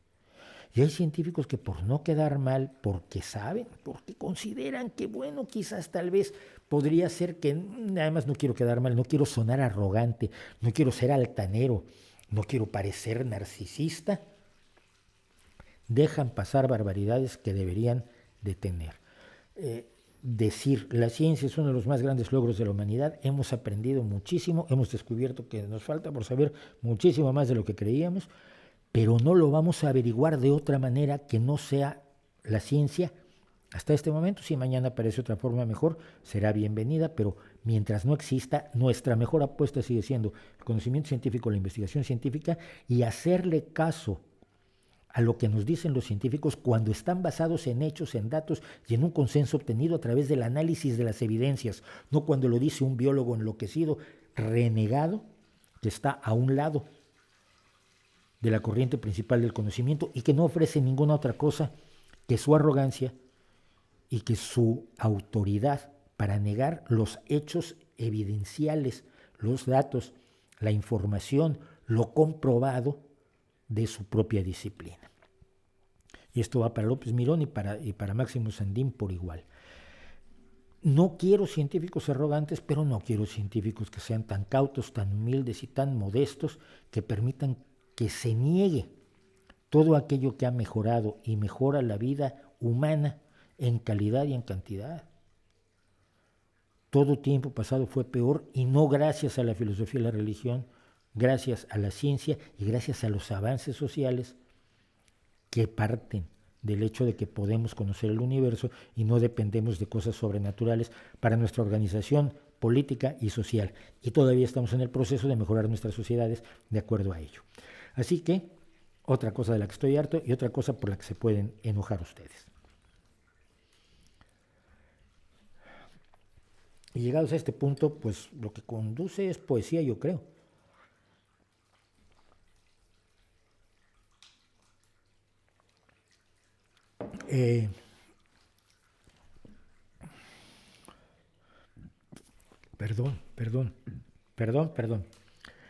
Perdón, soy un verdadero marrano, lo siento. Pero bueno, así es esto. De tomar Coca-Cola tibia, es que claro, después de 2 horas esto ya no está frío. Bueno, me faltan muchas cosas del chat, pero tengo que pasar por aquí porque si no, imagínense, estamos logrando terminar con casi todo lo que traía yo. No sé si se está oyendo nuestra muy querida llamada agua, el bajante que tenemos aquí y que siempre hace ruido cuando menos debe. Bueno, decíamos que vamos a la palabra.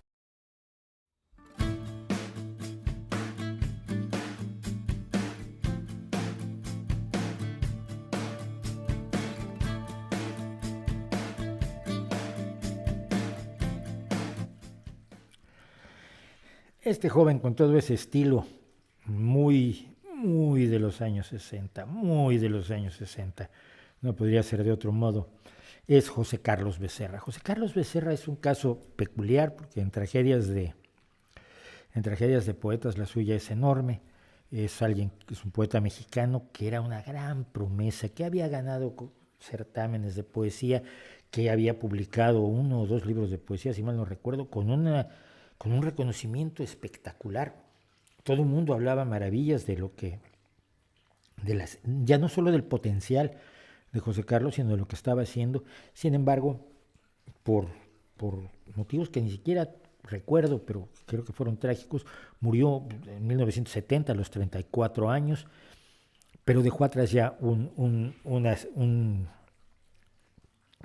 pozo poético, un legado poético, que sin embargo con los años un poco se ha ido porque, claro, cuando no está, sobre todo hasta una determinada edad, el poeta defendiendo su propia poesía, pues acaba siendo un poco omitido, sobre todo así cuando muere joven. Entonces, voy a leer un par de cosas de José Carlos Becerra, y este es el primero, es un poema muy breve que se llama Por el tiempo pasas. Por el tiempo pasas, lo cruzas, sales de él, rozas la superficie de la muerte y distraída sigues hacia donde no sé si sigues. Eres tú la que cruzas el tiempo, la que aparta a la muerte como si se tratara de una cortina, la que se destapa el espejo como si se tratara de una lata de cerveza, que luego te bebes y arrojas vacía sobre el asfalto. Es un poema relativamente largo de José Carlos, pero uno de los que a mí más me gustan se llama Las reglas del juego.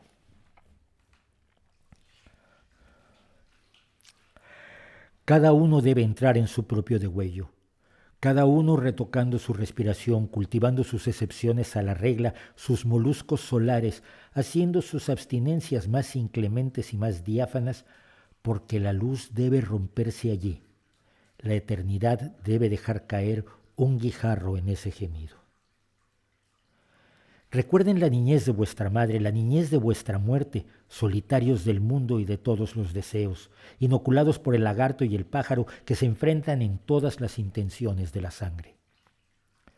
Ustedes han sentido la máscara y la falsificación de la máscara, el rostro en los invernaderos de las pequeñas, inútiles ceremonias que todavía nos conmueven.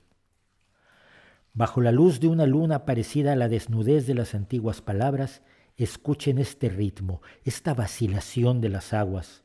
La noche está moviendo sus ruedas oscuras. Estas palabras llevan ese significado y yo me dejo arrastrar por aquello que quiero decir, aquello que ignoro, y he aquí que la frase delibera su propio silencio.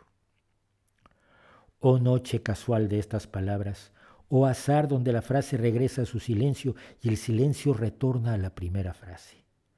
En el lenguaje aparecen de nuevo los primeros caracoles, las primeras estrellas de mar y las bestias de la niebla ponen su vaho en los nuevos espejos. Aquel que diga la primera palabra dejará caer el primer vaso. Aquel que golpee su asombro con violencia verá aparecer el fuego en sus cabellos. Aquel que ría en voz alta será el primero en guardar silencio. Aquel que despierte antes de tiempo sorprenderá a su esqueleto haciéndole señas extrañas a los árboles. Y el mar, como un síntoma interrumpido, vuelve de nuevo a oírse a lo lejos. Y en su respiración otra vez escuchamos el ruido de esa puerta que bate azotada por el viento del infinito. Nace la luna sobre el mar como una antigua mirada de hombre. En el puerto se van encendiendo las primeras luces.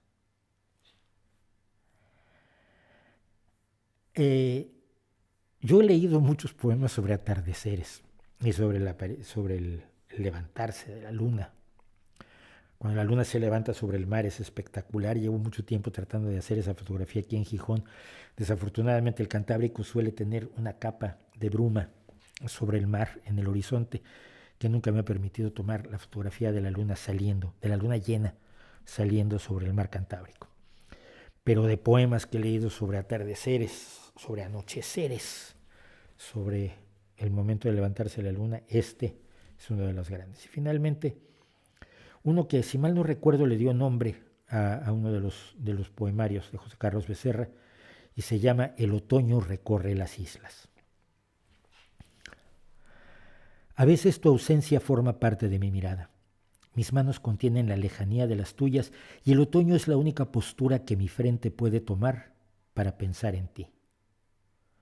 A veces te descubro en el rostro que no tuviste y en la aparición que no merecías.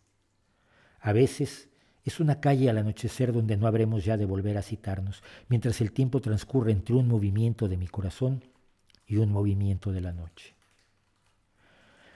A veces tu ausencia aparece lentamente en mi sonrisa, igual que una mancha de aceite en el agua.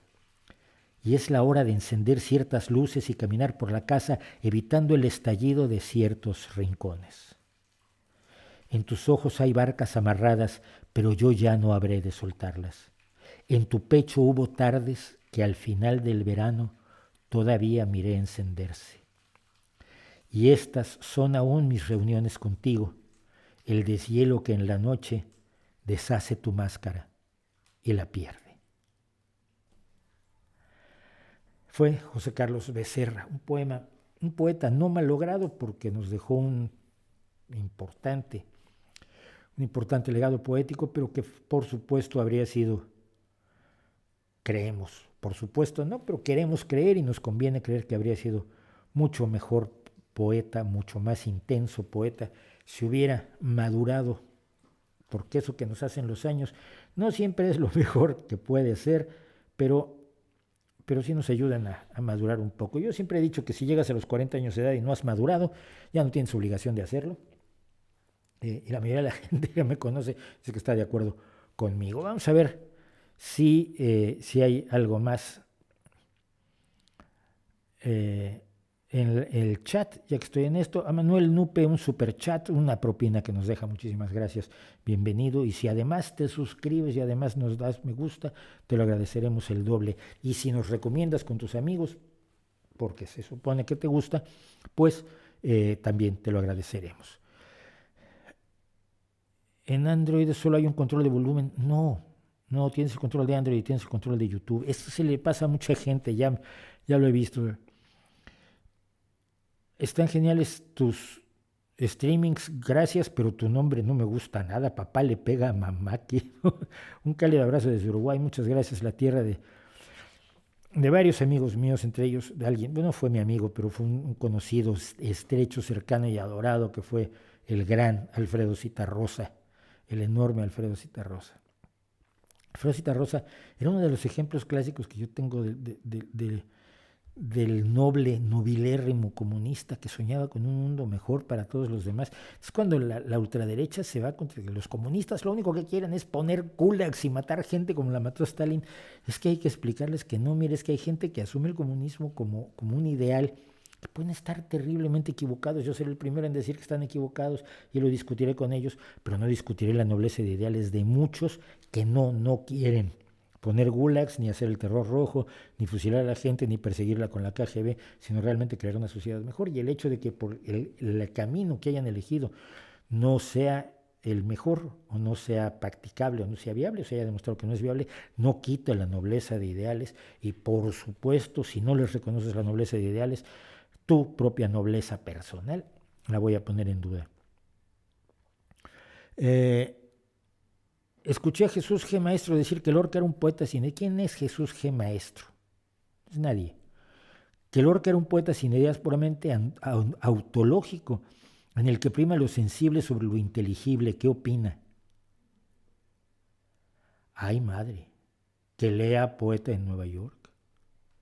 Que lea Poeta en Nueva York, por favor. A mí siempre me gustan los menores que denigran a los mayores, ¿no? Hay un pintorzuelo por allí que vive de decir que es mejor pintor que Van Gogh. Yo creo que Van Gogh se le puede criticar muchísimo. Yo mismo he comentado, por ejemplo, cuando descubrí que toda la perspectiva de los comedores de patatas era incorrecta, pero sigue siendo un cuadro que te tira de espaldas y te arranca el aliento y te pone a pensar en la realidad y en la vida, en la sociedad y en la gente que trabaja la tierra y en miles de cosas. Pero hay un pintorzuelo que dice que es mejor pintor que Van Gogh. Luego ves sus autorretratos y dices, hijo mío, dedícate a otra cosa. Pero no, opino que es gente que no sabe. Lorca es uno de los grandes poetas de nuestro idioma, junto con Vallejo, y nos enseña muchas cosas. Si no quieres que sea el poeta perfecto, no lo es. Si te molesta y te entristece que tanta gente lo celebre como un gran poeta, pues es tu amargura.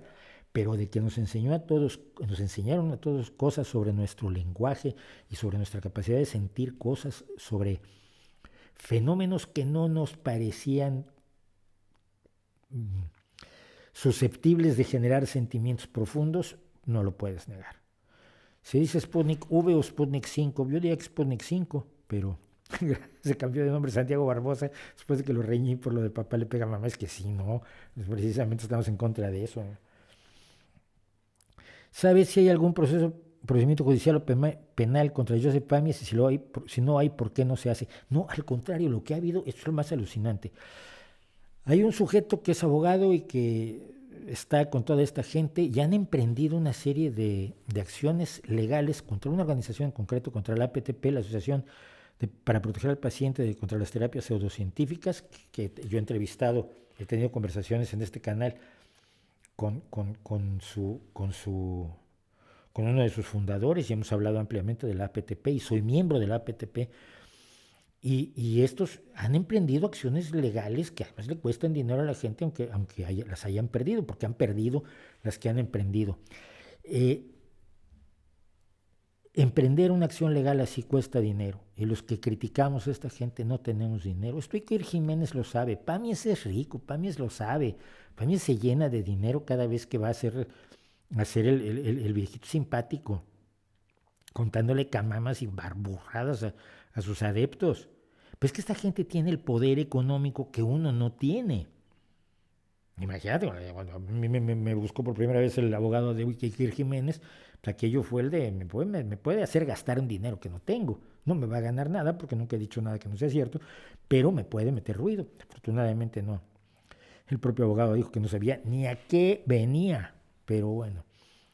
Eh, Debería haberlo, pero si hay dinero, si hay forma de armar un buen procedimiento judicial, obviamente sería buenísimo hacerlo, pero es más difícil, es problemático y además cuando hay ese tipo de estafas, la ley en España concretamente dice que el estafado es copartícipe del engaño, porque el engaño es tan evidente que cualquier persona razonable no caería en él.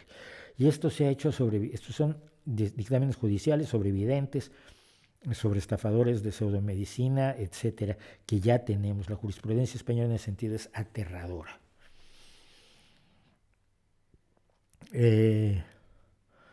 ¿Podrías hablar de lo que sabemos sobre el VIH, nuevos medicamentos para combatirlo y si el PrEP es eficaz? No sé qué es el PrEP. Lo que sé es que hay una cuarta vacuna que se está en proceso para el VIH y hay ciertas esperanzas. No hay nuevos medicamentos. Problema, y lo decía yo lo comenté curiosamente en un comentario aquí en YouTube, porque alguien me dijo, ¿y por qué no hay una vacuna contra el VIH y lo hubo tan rápido para este? Bueno, porque teníamos más experiencia con los coronavirus y el VIH ni siquiera es un virus, es un retrovirus y su comportamiento es especialmente difícil y te lo dicen todos los que están trabajando precisamente para hacer una vacuna contra el VIH. El hecho de que una cosa sea susceptible de ser vacunada no quiere decir que las demás lo sean. Los virus son muy distintos. Hemos descubierto que hay muchos tipos de virus, virus de ADN, virus de ARN y virus que son retrovirus y hasta enfermedades causadas por priones. Entonces, al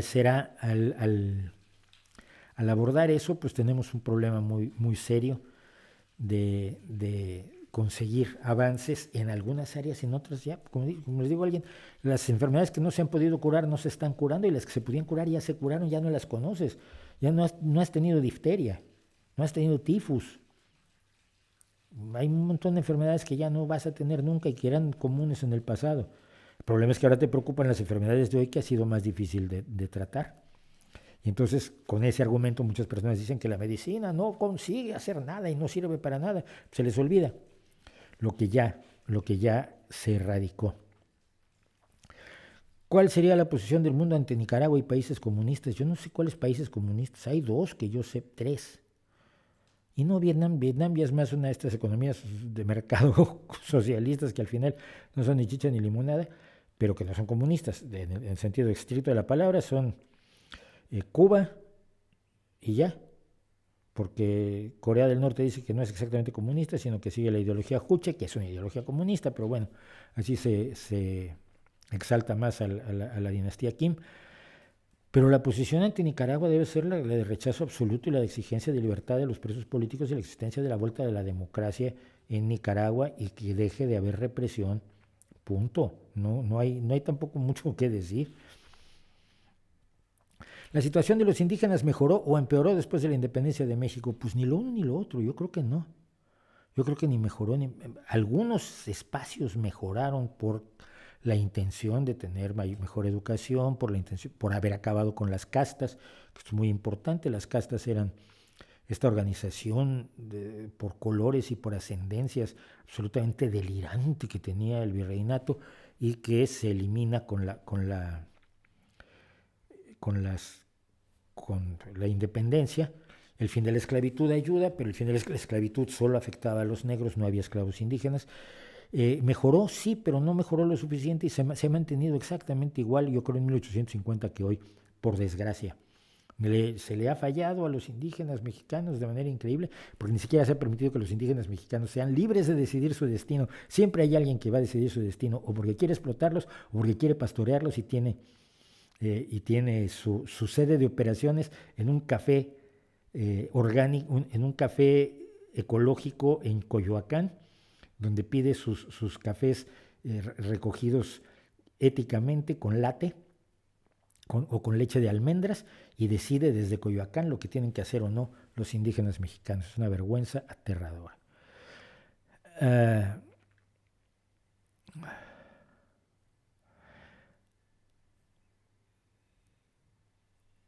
El único latinoamericano y colombiano que estuvo en Argel y firmaron los derechos de los pueblos, el maestro de maestros. Eduardo Maña Luna, vale, no sabía yo. Sube el volumen, no puedo, no tengo volumen, tienes que subirlo tú. Marcos Delgado habla del patético Aullidos. El patético Aullidos es el que mencioné, López Mirón. Ese es un peligro para la salud pública, por supuesto. ¿Ha visto anime o leído manga? Yo vi los primeros animes que eran Astro Boy y estos, hombre, los Transformers y ahí se me olvidó el nombre del primer más famoso anime. Sí he visto mucho anime y he leído poco manga, la verdad.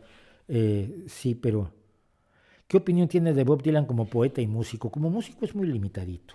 Bob Dylan no es alguien que maneje graves complejidades armónico-melódicas de ritmos y tiempos y contrapuntos y demás, no es su línea.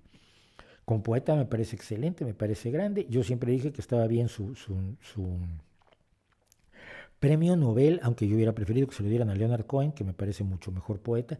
Precisamente el día 18, apenas hace 4 días, yo compré una entrada para ver un concierto virtual de Bob Dylan que dio mediante una plataforma de estas por las que se hacen cosas virtuales en streaming. No era un streaming, era pregrabado, pero era un concierto que dio Bob Dylan y me interesó mucho verlo, sobre todo por cómo cambia las melodías de las canciones cada que le da la gana, y no reconoces la canción y de pronto oyes el estribillo, por ejemplo el de Queen Jane, y dije, si este es Queen Jane, pero simplemente la canta ahora con una música totalmente diferente. ¿Cuándo tiene que inició el en vivo? Bueno, esta es la sesión número 38. O sea que son 38 semanas, 37, 36 semanas, porque además empezó cada 15 días o cada mes y luego decidimos hacerla semanal y parece que fue un error, pero bueno.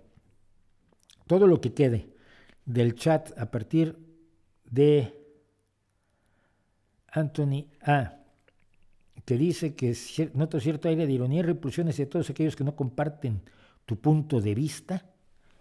¿Qué quieres que haga yo? Veo un nazi y digo, ¡ay, qué simpático! Vamos a ser amiguitos.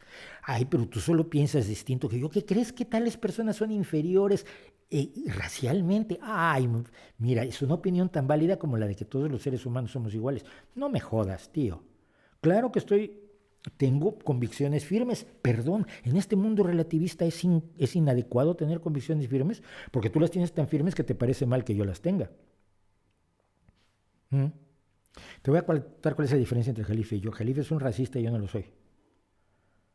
Jalife miente y yo trato de basarme en datos, en hechos, en información. Si te parecen equivalentes, el problema lo tienes tú, no lo tengo yo.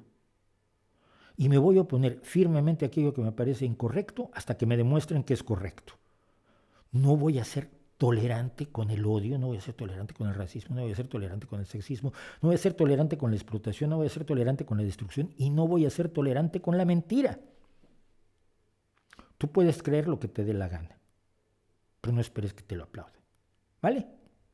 Reconozco tu derecho, pero nada más. Así que eso de, no te gustan los que no opinan como tú, no. Y lo mismo te pasa a ti, pero yo lo digo. Y tú finges que no, pero estás haciendo exactamente lo mismo. Bueno, pues de allí y para abajo, si alguien fuera, por ejemplo, está por ahí Vladmort, si fuera tan simpático, gracias a José Betanzos por su superchat de $10, si puede desde allí, desde esa regañiza que me intenta poner Anthony A., anónimo, qué bien, desde esa regañiza que me pone Anthony A., me pueden pasar el chat para que la semana que viene lo comente. Y por lo demás, muchísimas gracias por acompañarnos, la suerte está echada y voy a empezar a usar ese colofón de don Humberto G. Tamayo que tanta influencia tuvo sobre mí cuando yo era joven con su programa de Un Solo Hombre, que decía, para despedirse, ahí les dejo mi reputación para que la hagan pedazos. Buenas noches, hasta la otra.